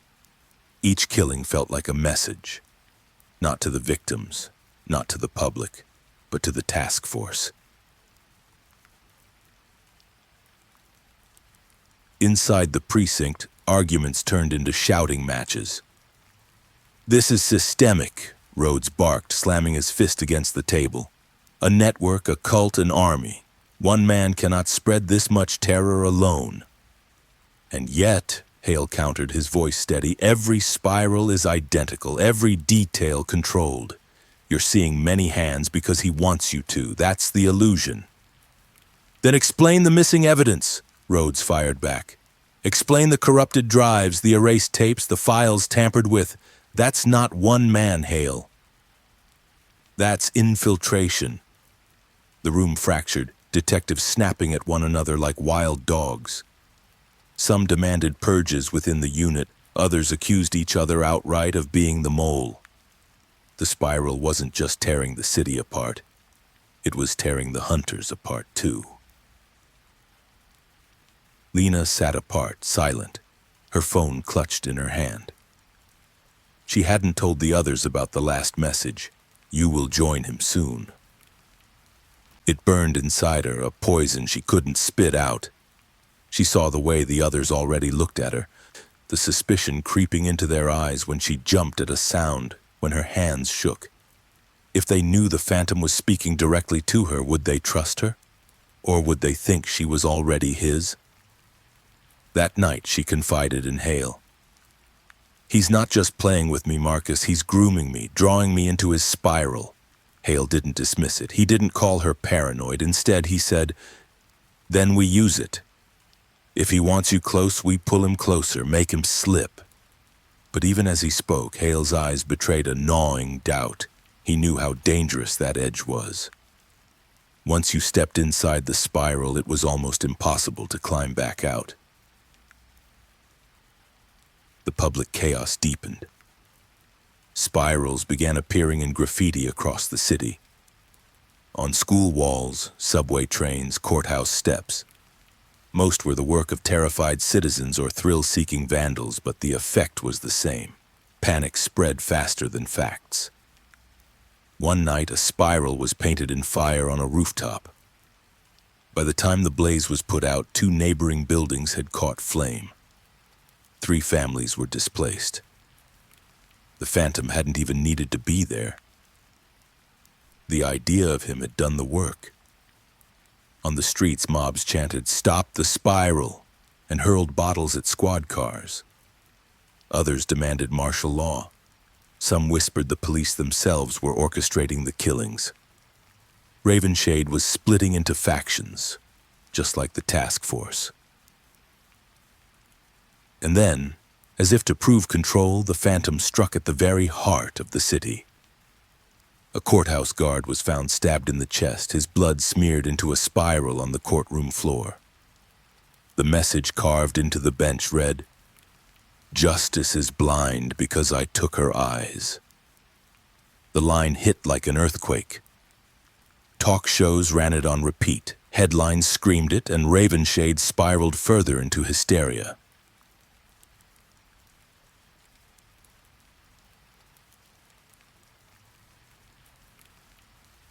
The task force was running on fumes.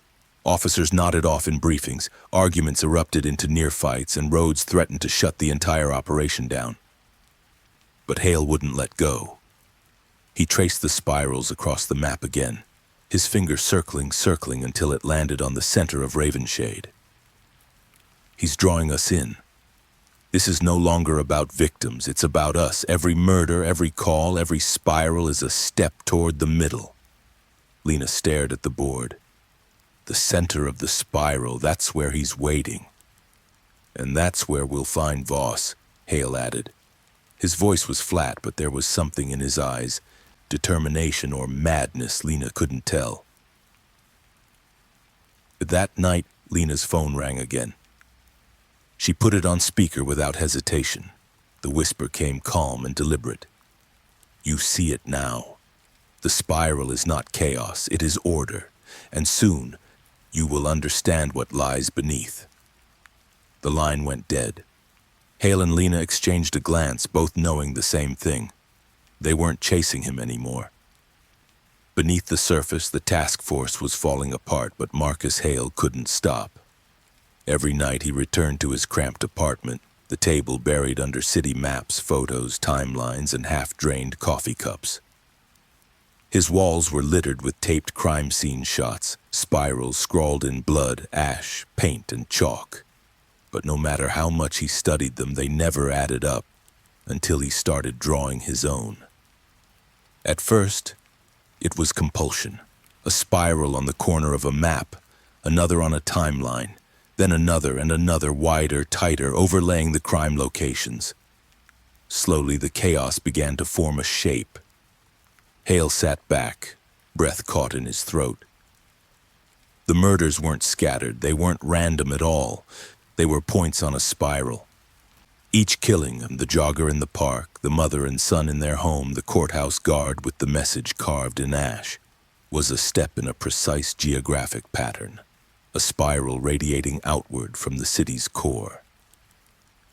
and at the very center of that spiral sat a place most had forgotten. Ravenshade's abandoned underground asylum. The name alone carried a weight in the city's memory. The asylum had been shuttered decades ago after a devastating fire. Officially, the fire destroyed records, histories, and left the structure unsafe. But whispers had always persisted. Of experiments, of patients left behind, of shadows buried beneath brick and ash. Hale's skin prickled as he realized what the Phantom was doing. He wasn't scattering chaos, he was leading them.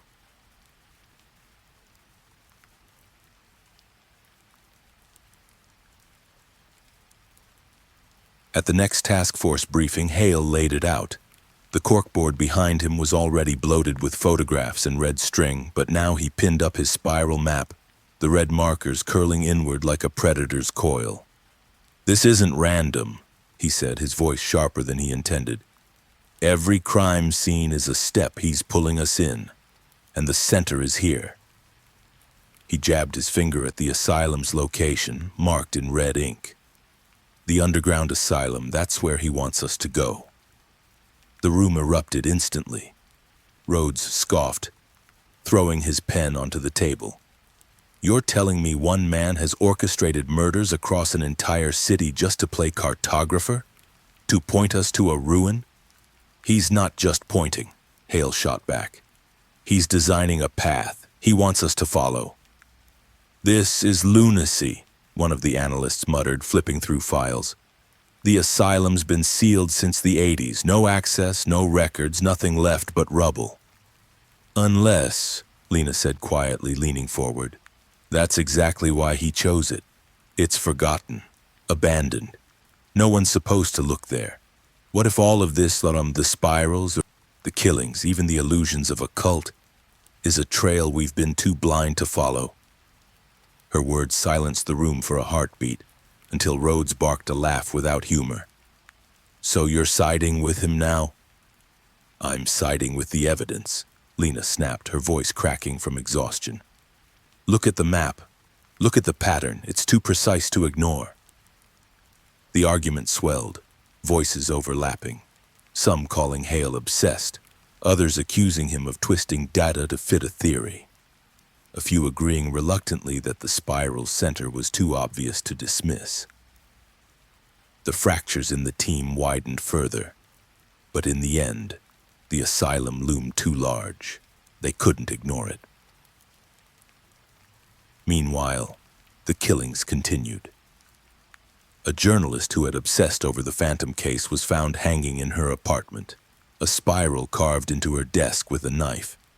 Next, a mechanic was shot in his garage, oil sprayed across the wall where a spiral had been painted in black. Every victim felt like punctuation, reminders that the killer's game was still unfolding, and that time was running out. The city buckled further under the weight of fear. News outlets screamed that no one was safe. Conspiracy theorists claimed the government itself was orchestrating the murders, and parents locked their children indoors.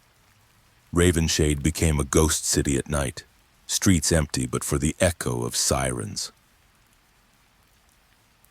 Lena grew quieter with every day, shadows under her eyes darkening. Hale noticed the way she jumped at sudden noises, the way her hands trembled when she held her phone. Finally, she confided in him.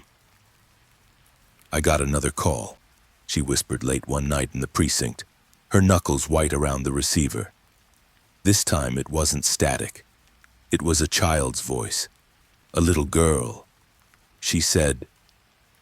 Lena swallowed hard, her throat tightening. She said, "We're waiting beneath." Hale's chest tightened. He fought to keep his voice steady. "He's trying to break you, that's all this is. Don't let him." But Lena shook her head, tears welling in her eyes. "It's not just taunting anymore, Marcus. It feels personal, like he's chosen me." For a moment, Hale didn't answer, because in his gut, he feared she was right. 2 days later, the task force descended into the asylum's ruins. They split into 3 units, flashlights cutting through darkness as they crept into the underground labyrinth. The air reeked of mold and smoke, the walls coated with soot from the decades-old fire.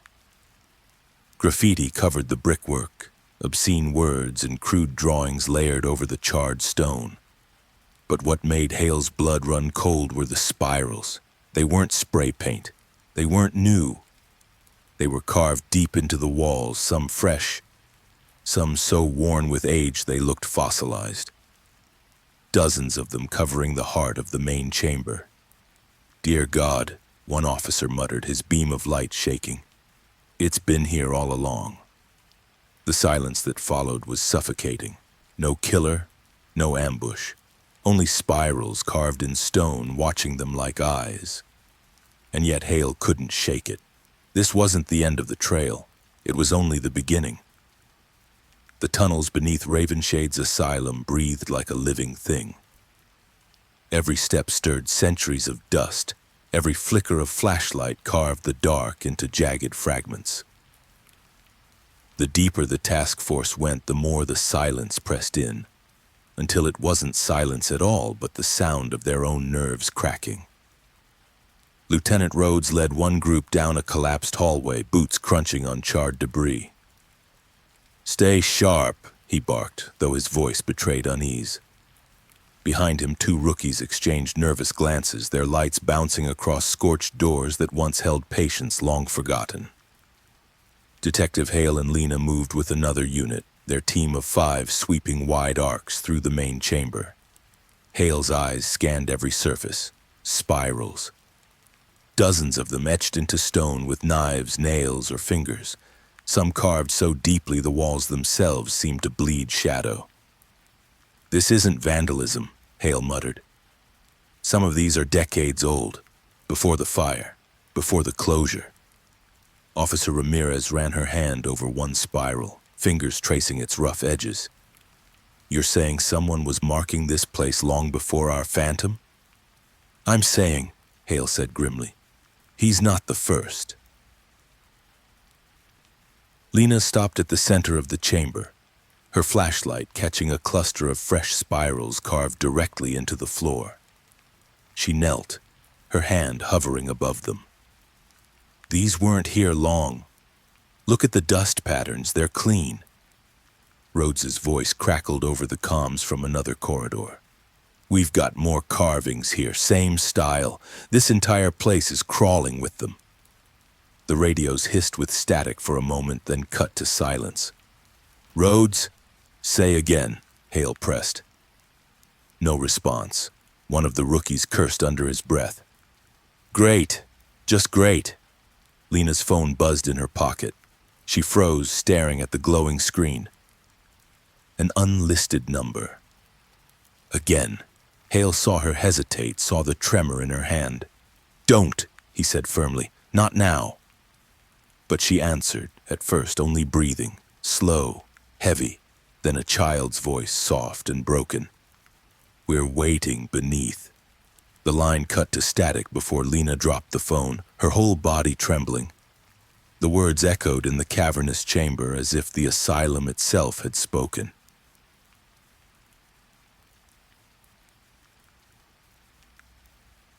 The team pressed deeper into the ruin. They passed collapsed staircases, cells blackened by fire, remnants of twisted metal that once held beds. Every shadow seemed to lean toward them, every creak of brick like the whisper of footsteps. "Feels like a graveyard," Officer Patel whispered. "It is," Hale said.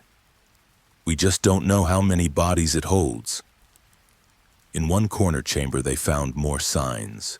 A makeshift altar, bricks stacked into a crude pedestal. Atop it, a rusted scalpel and a spiral carved into the stone beneath. Wax residue clung to the edges as though candles had burned here not long ago. "Son of a," Ramirez muttered. "Someone's been using this place, recently." The rookies shifted nervously, one crossing himself, the other muttering about leaving. Hale's gut twisted. This wasn't just history, the phantom had been here. Back at the entrance, Rhodes and his unit finally returned, their radios crackling back to life. His face was pale, his normally booming voice hushed. "You won't believe what we found." He handed Hale a photograph, a shot of a door deep in one of the sealed wings. On it, scratched into the metal with something sharp, were words that froze every heart in the room. "Follow the spiral." The letters stretched downward, curling into yet another spiral etched over the handle. The discovery lit a firestorm back at the precinct. Some detectives insisted it was proof the Phantom had turned the asylum into his lair. Others argued it was too theatrical, a distraction planted to throw them off. Rhodes demanded a full sweep with cadaver dogs and structural engineers. Analysts muttered about cultic ritual symbolism, tracing patterns between the asylum spirals and ancient carvings worldwide. But Hale said nothing. He couldn't. Because he knew, deep in his bones, that the Phantom was always 10 steps ahead. If he wanted them to find this place, it wasn't a mistake. It was deliberate, and it meant they were still exactly where he wanted them. That night, Hale sat alone in his apartment, maps spread before him. The spiral had led them here, but to what? Spirals in the walls, spirals in the floor, spirals so old they predated even the Phantom. He rubbed his eyes, exhaustion bleeding into hallucination.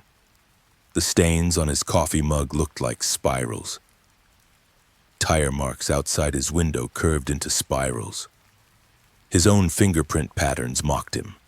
The spiral wasn't just a symbol anymore, it was everywhere. His phone buzzed. He snatched it up, half expecting Lena's trembling voice, but instead, it was Rhodes. "We lost Ramirez," Rhodes said flatly. Hale's stomach dropped. "What do you mean, lost?" "She never checked back after the sweep. Her car's still at the precinct. No word, no sign." Another officer. Another piece swallowed by the spiral.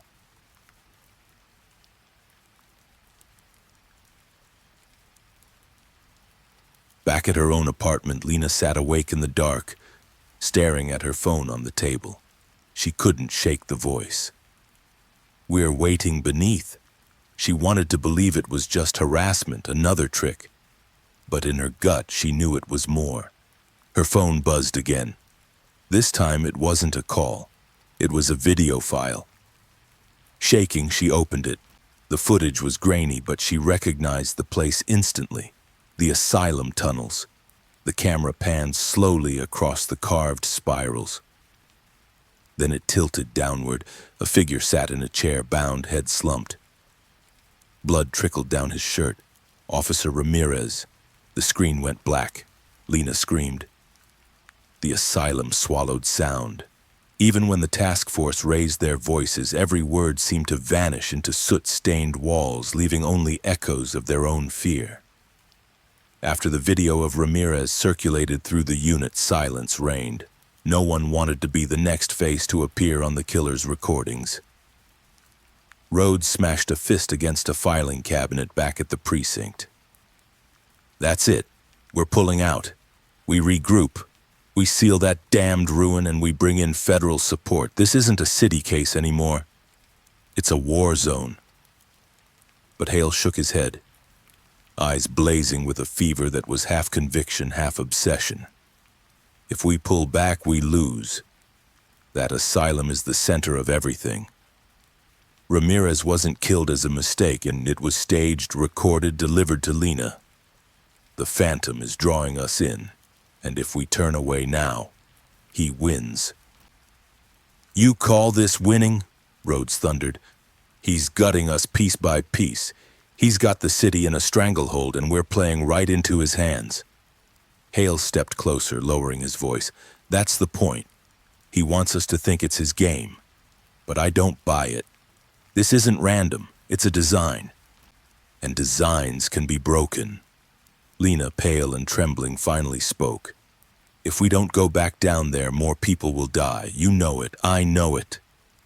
Her voice cracked, but it was enough. The team, fractured as it was, agreed to one final push. That night they returned to the asylum in smaller teams. The tunnels felt tighter now, suffocating as though the very air resisted their presence. Every spiral carved into the stone felt like a mocking smile. Hale led Lena and 2 officers deeper into the central wing, past the carved door that read, "Follow the spiral." With crowbars, they forced it open. The door screamed on rusted hinges, revealing a corridor blackened with fire damage. Ash drifted down like snow. At the end, another chamber yawned, larger than the rest. Their lights swept across walls etched with hundreds of spirals, every inch scarred with the symbol. But this time it wasn't empty. Chairs. Dozens of chairs lined the chamber in a circular formation, and on each one sat a mannequin, head tilted, faces crudely painted with spirals across their foreheads. One officer gagged. Another cursed under his breath. Lena's flashlight shook in her hand. "What the hell is this?" Hale moved slowly toward the center. On the ground, burned into the stone, was another spiral. Massive, stretching across the chamber. In the very center lay a charred medical file, its edges curled and brittle. Hale knelt, lifting it carefully. The name on the cover made his blood freeze. Marcus Hale. The air went electric. The officers exchanged glances, hands drifting toward weapons. Rhodes' voice crackled weakly over the comms. "Report. What's going on down there?" Hale's throat worked, but no words came. He held up the file to Lena.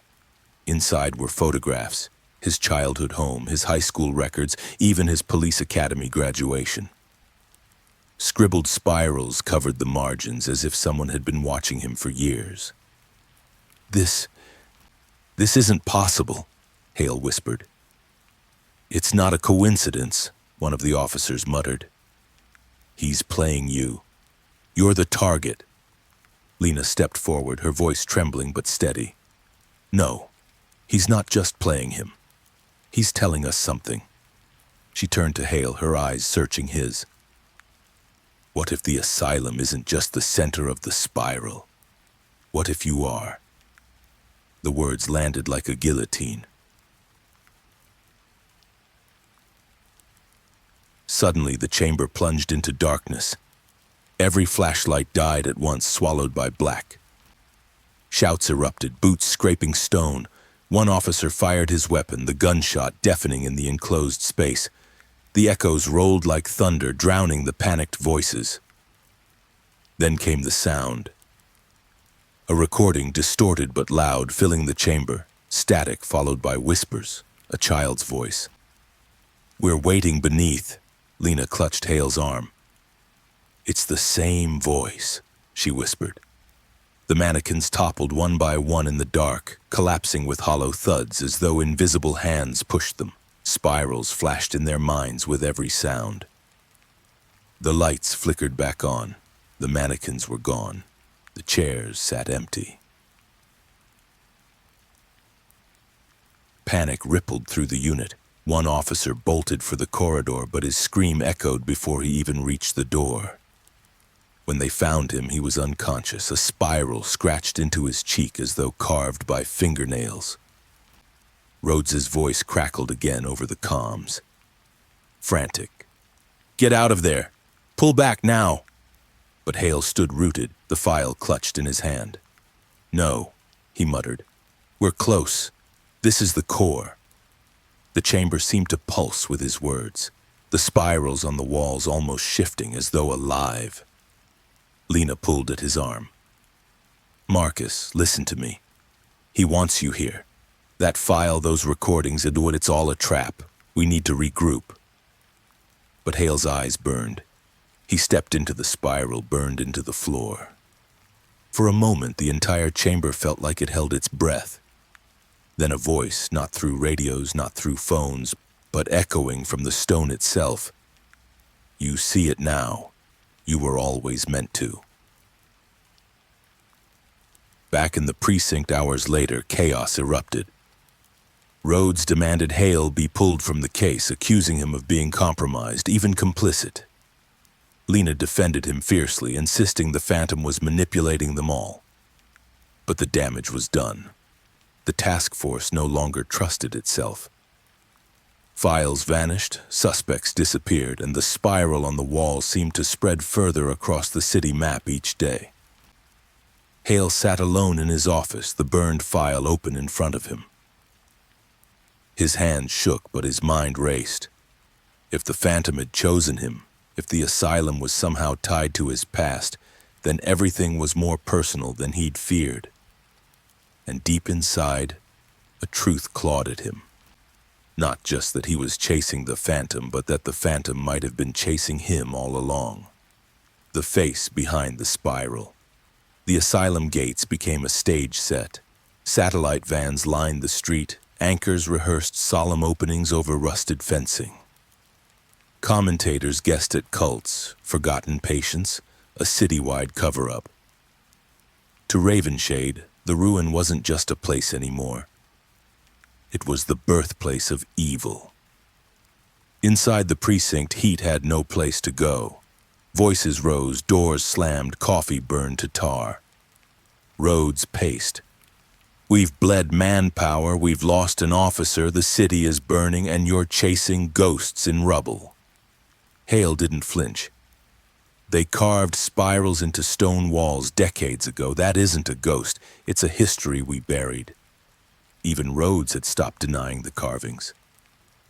He just hated what they implied, that the center of the city's fear sat beneath their feet. Lena stood in the doorway, eyes shadowed, jaw set. She hadn't slept, but she was still here. The asylum isn't background, she said. It's the key. The room didn't agree, it fractured. Heller demanded warrants on suspected cult hubs. Soren argued for purging a mole. Analyst Harper wanted time to reconstruct corrupted drives. And then the phone rang. A sewer crew had found a body. They followed the tunnel map to a brick cul-de-sac where water whispered along a grate. Tape fluttered like wet ribbon. Voss sat against the wall as if resting, head tilted, eyes covered in gauze the color of old teeth. His throat was cut in a single clean line. On the bricks beside him, a spiral was painted in his blood, measured, centered, perfect. No one spoke. Rhodes's voice finally broke. Bring him home. At the morgue, Dr. Keene walked them through. No defensive wounds. Post-mortem staging, the eyes covered long after. She pointed with a gloved finger. Precision. Economy. It's the Phantom's hand. Photos hit the board and took the breath out of the room. Their missing partner hadn't only been taken, he'd been claimed. Hale stared until the spiral blurred. He's escalating, he said. Not because he's sloppy, because he wants the end to be seen. A countdown, Harper murmured, glancing at the map. Each crime tighter, each turn closer. Rhodes gripped the edge of the table. Then stop counting. Find him. Patrols doubled, curfews spread, nothing held. Tip lines burned and every answer unraveled into static. Neighbors watched windows, and the city learned to whisper instead of sleep at night. Hale went back to the board. He laid acetate over the city map and drew the spiral again. Malls, alleys, courts, a church, a bus lot, the asylum. At the center, he wrote a single word, beneath. That night, Lena found him still at the board. You need food, she said. I need an answer. She hesitated. Oh, there's more. He turned. Another call? She nodded. No whisper this time, a click. Then the sound of a match breathing, like someone lighting candles. He's getting comfortable. He wants you steady enough to follow, Hale said. He wants me stubborn enough to lead. Then we use it. He almost smiled. You sound like me. Someone has to. Morning brought a thread. Harper dumped a box of charred records from a satellite archive onto the table. Cross-reference transfer ledgers, late 80s. A juvenile male admitted to Ravenshade Asylum after a violent episode. The name is redacted, but he's repeatedly labeled Subject 14. Lena looked up. Project Spiral. Harper nodded. Resists crying. New protocol. The fire destroyed primary files. On paper, he vanishes. Hale felt the room tilt. Not vanished, he said softly. Erased. We need a name, Rhodes snapped. We need a life, Hale answered. Foster placements, school records, clinic visits, anywhere a bored clerk forgot to black out a line. They split the work. Lena and Harper chased foster rosters and sealed dockets. Hale dug through yearbooks, attendance spikes, disciplinary write-ups from neighborhoods ringing the asylum. Heller hit parole lists. Soren leaned on street sources who swore the Phantom was a myth and a god in the same breath. A pattern emerged in fragments. A boy bounced through houses, flagged for night terrors and sudden silences. A counselor note about compulsive drawing, circular motifs. A transfer to a home 2 blocks from the old service tunnels. A disappearance the week of the fire. Born in the spiral, Lena whispered, tracing a fingertip along a photocopied margin. And he's bringing it back. Hale wanted to believe the answer lived entirely in that boy. He couldn't. The burned file in the asylum had carried his name. He hadn't told Lena everything about the photographs inside. His street, his academy class, his mother's obituary marked in spiral ink. He couldn't square that with Subject 14, unless the Phantom wanted both truths to live in the same room. Rhodes called another briefing. Cameras outside the precinct turned like sunflowers. We're locking the asylum down, he announced. Deeper search, dogs, engineers. If the Phantom wants to perform in there, we'll dismantle the stage. Lena stood with him. Hale leads the interior unit, she said. I'm on his 6. Rhodes bristled. You've been targeted. So has he, she said. The only way through is forward. They barely made it to lunch before the next blow landed. Patrol reported wax and soot on the courthouse steps, spiraling inward to a blackened circle. No body, just a phrase burned into stone by a makeshift brand. We are almost home. Hale touched the cooled ash with a glove. The letters were careful, practiced. Back at the precinct, he pinned the photo dead center. He's not hiding, Hale said. He's counting down in daylight. Rhodes's fury was a brittle thing now. Then finish it. Hale met Lena's eyes. We will. And beneath Ravenshade, where the air tasted like mineral and old smoke, a man in a hood traced a spiral in dust with his finger, then blew it away, smiling as the pattern remained in the minds of those who would come looking. The end game had begun. The asylum's silence pressed like a lid on a coffin.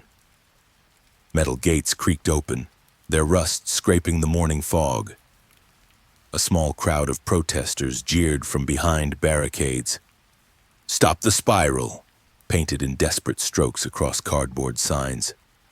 Cameras zoomed in as the task force crossed the threshold, shields raised against the noise. Inside, the ruins yawned. Charred beams bent like broken ribs. Corridors sagged with ash and soot. Every step stirred dust that swirled in the beam of their flashlights.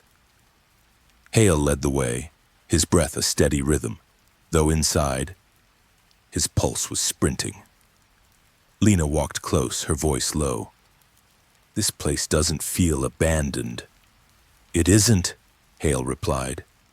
His eyes lingered on fresh carvings gouged into the walls, spirals overlapping, some layered on decades-old graffiti, others glistening like they'd been etched hours ago.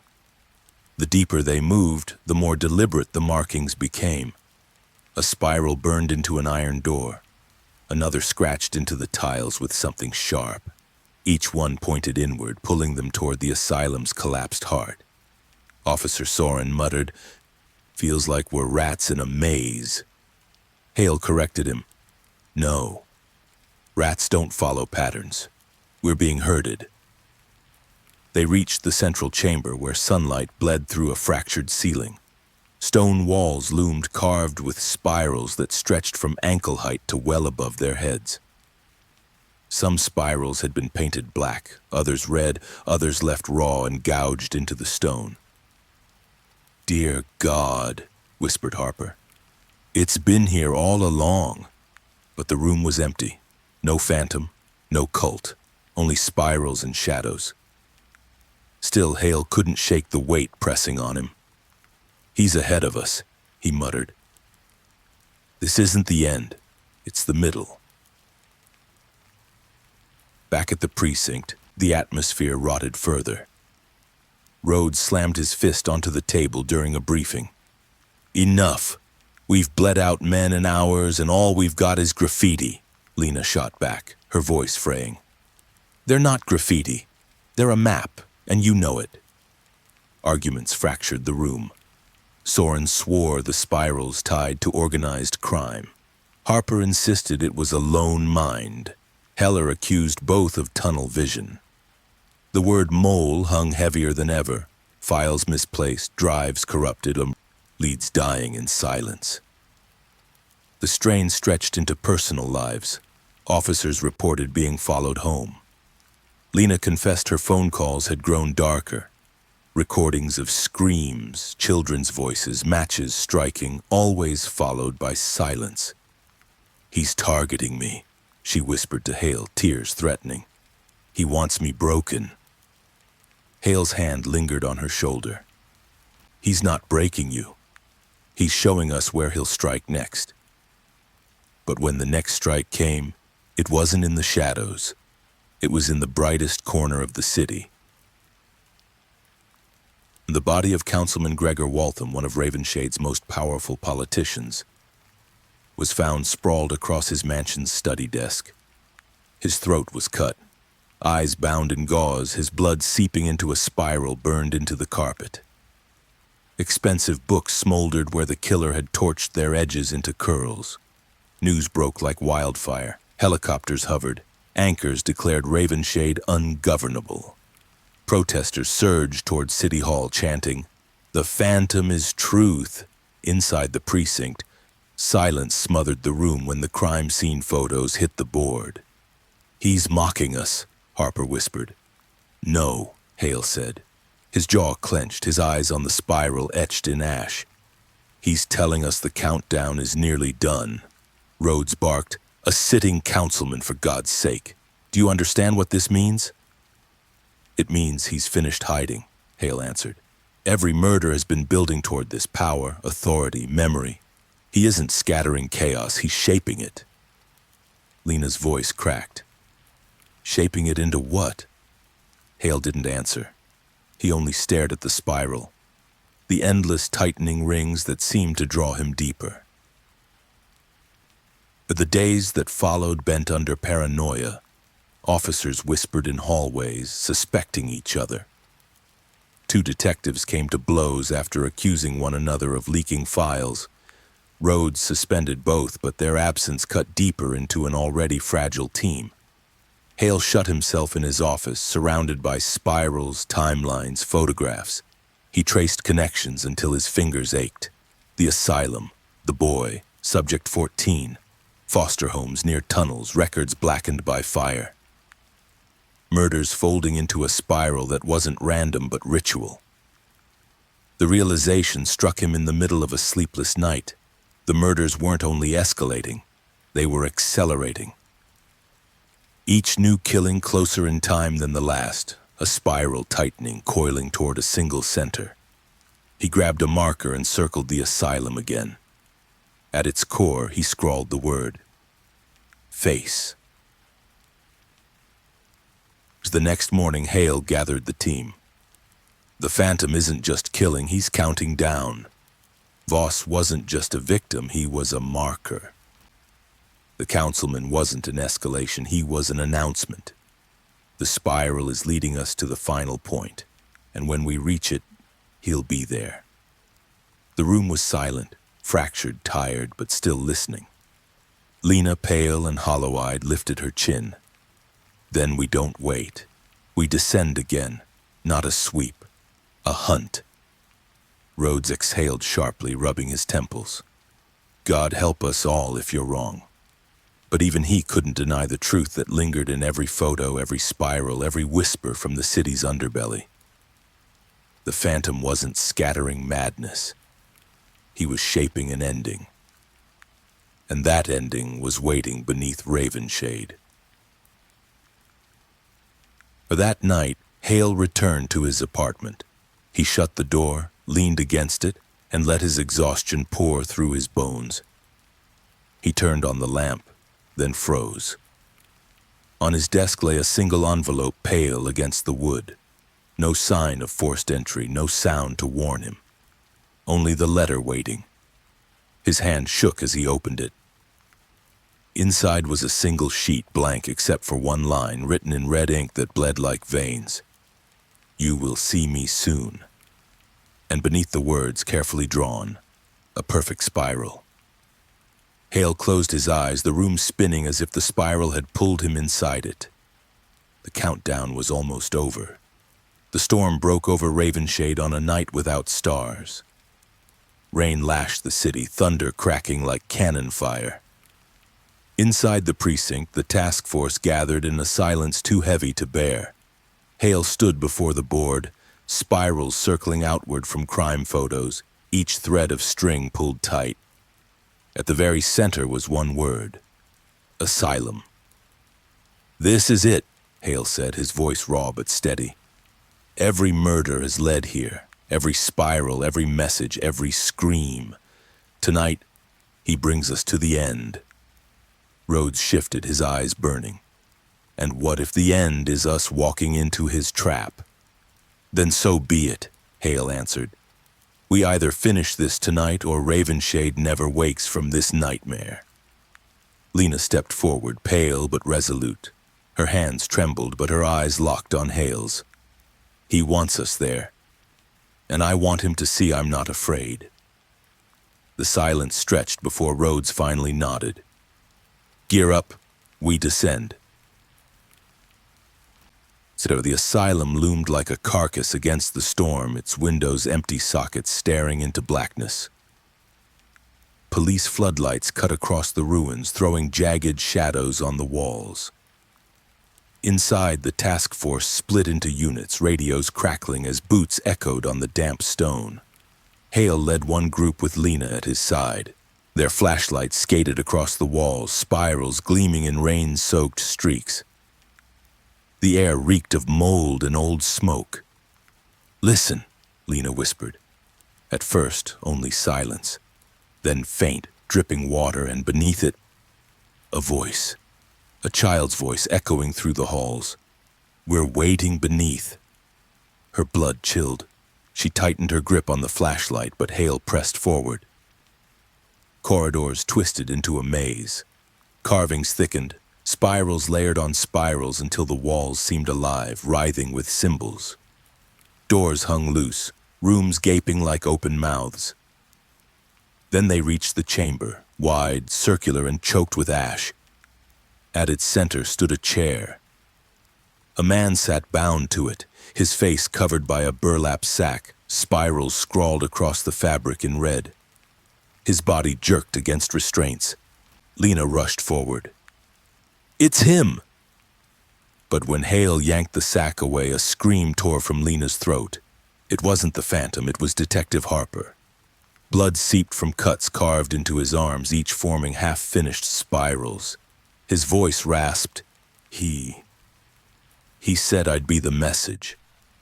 Before they could respond, lights flickered, then died. Darkness swallowed the chamber. The first scream came from the far side of the ruins. Radios exploded with static and panicked voices. Gunshots echoed down the tunnels, then silence. He's here, Hale muttered. His voice shook not with fear, but with grim certainty. A whisper slipped through the black. You followed the spiral, just as I knew you would. The voice was close. Too close. Lena spun with her flashlight, its beam slicing through shadows. For a heartbeat, she saw him, tall, gaunt, his face hidden by a mask etched with spirals. Then he vanished.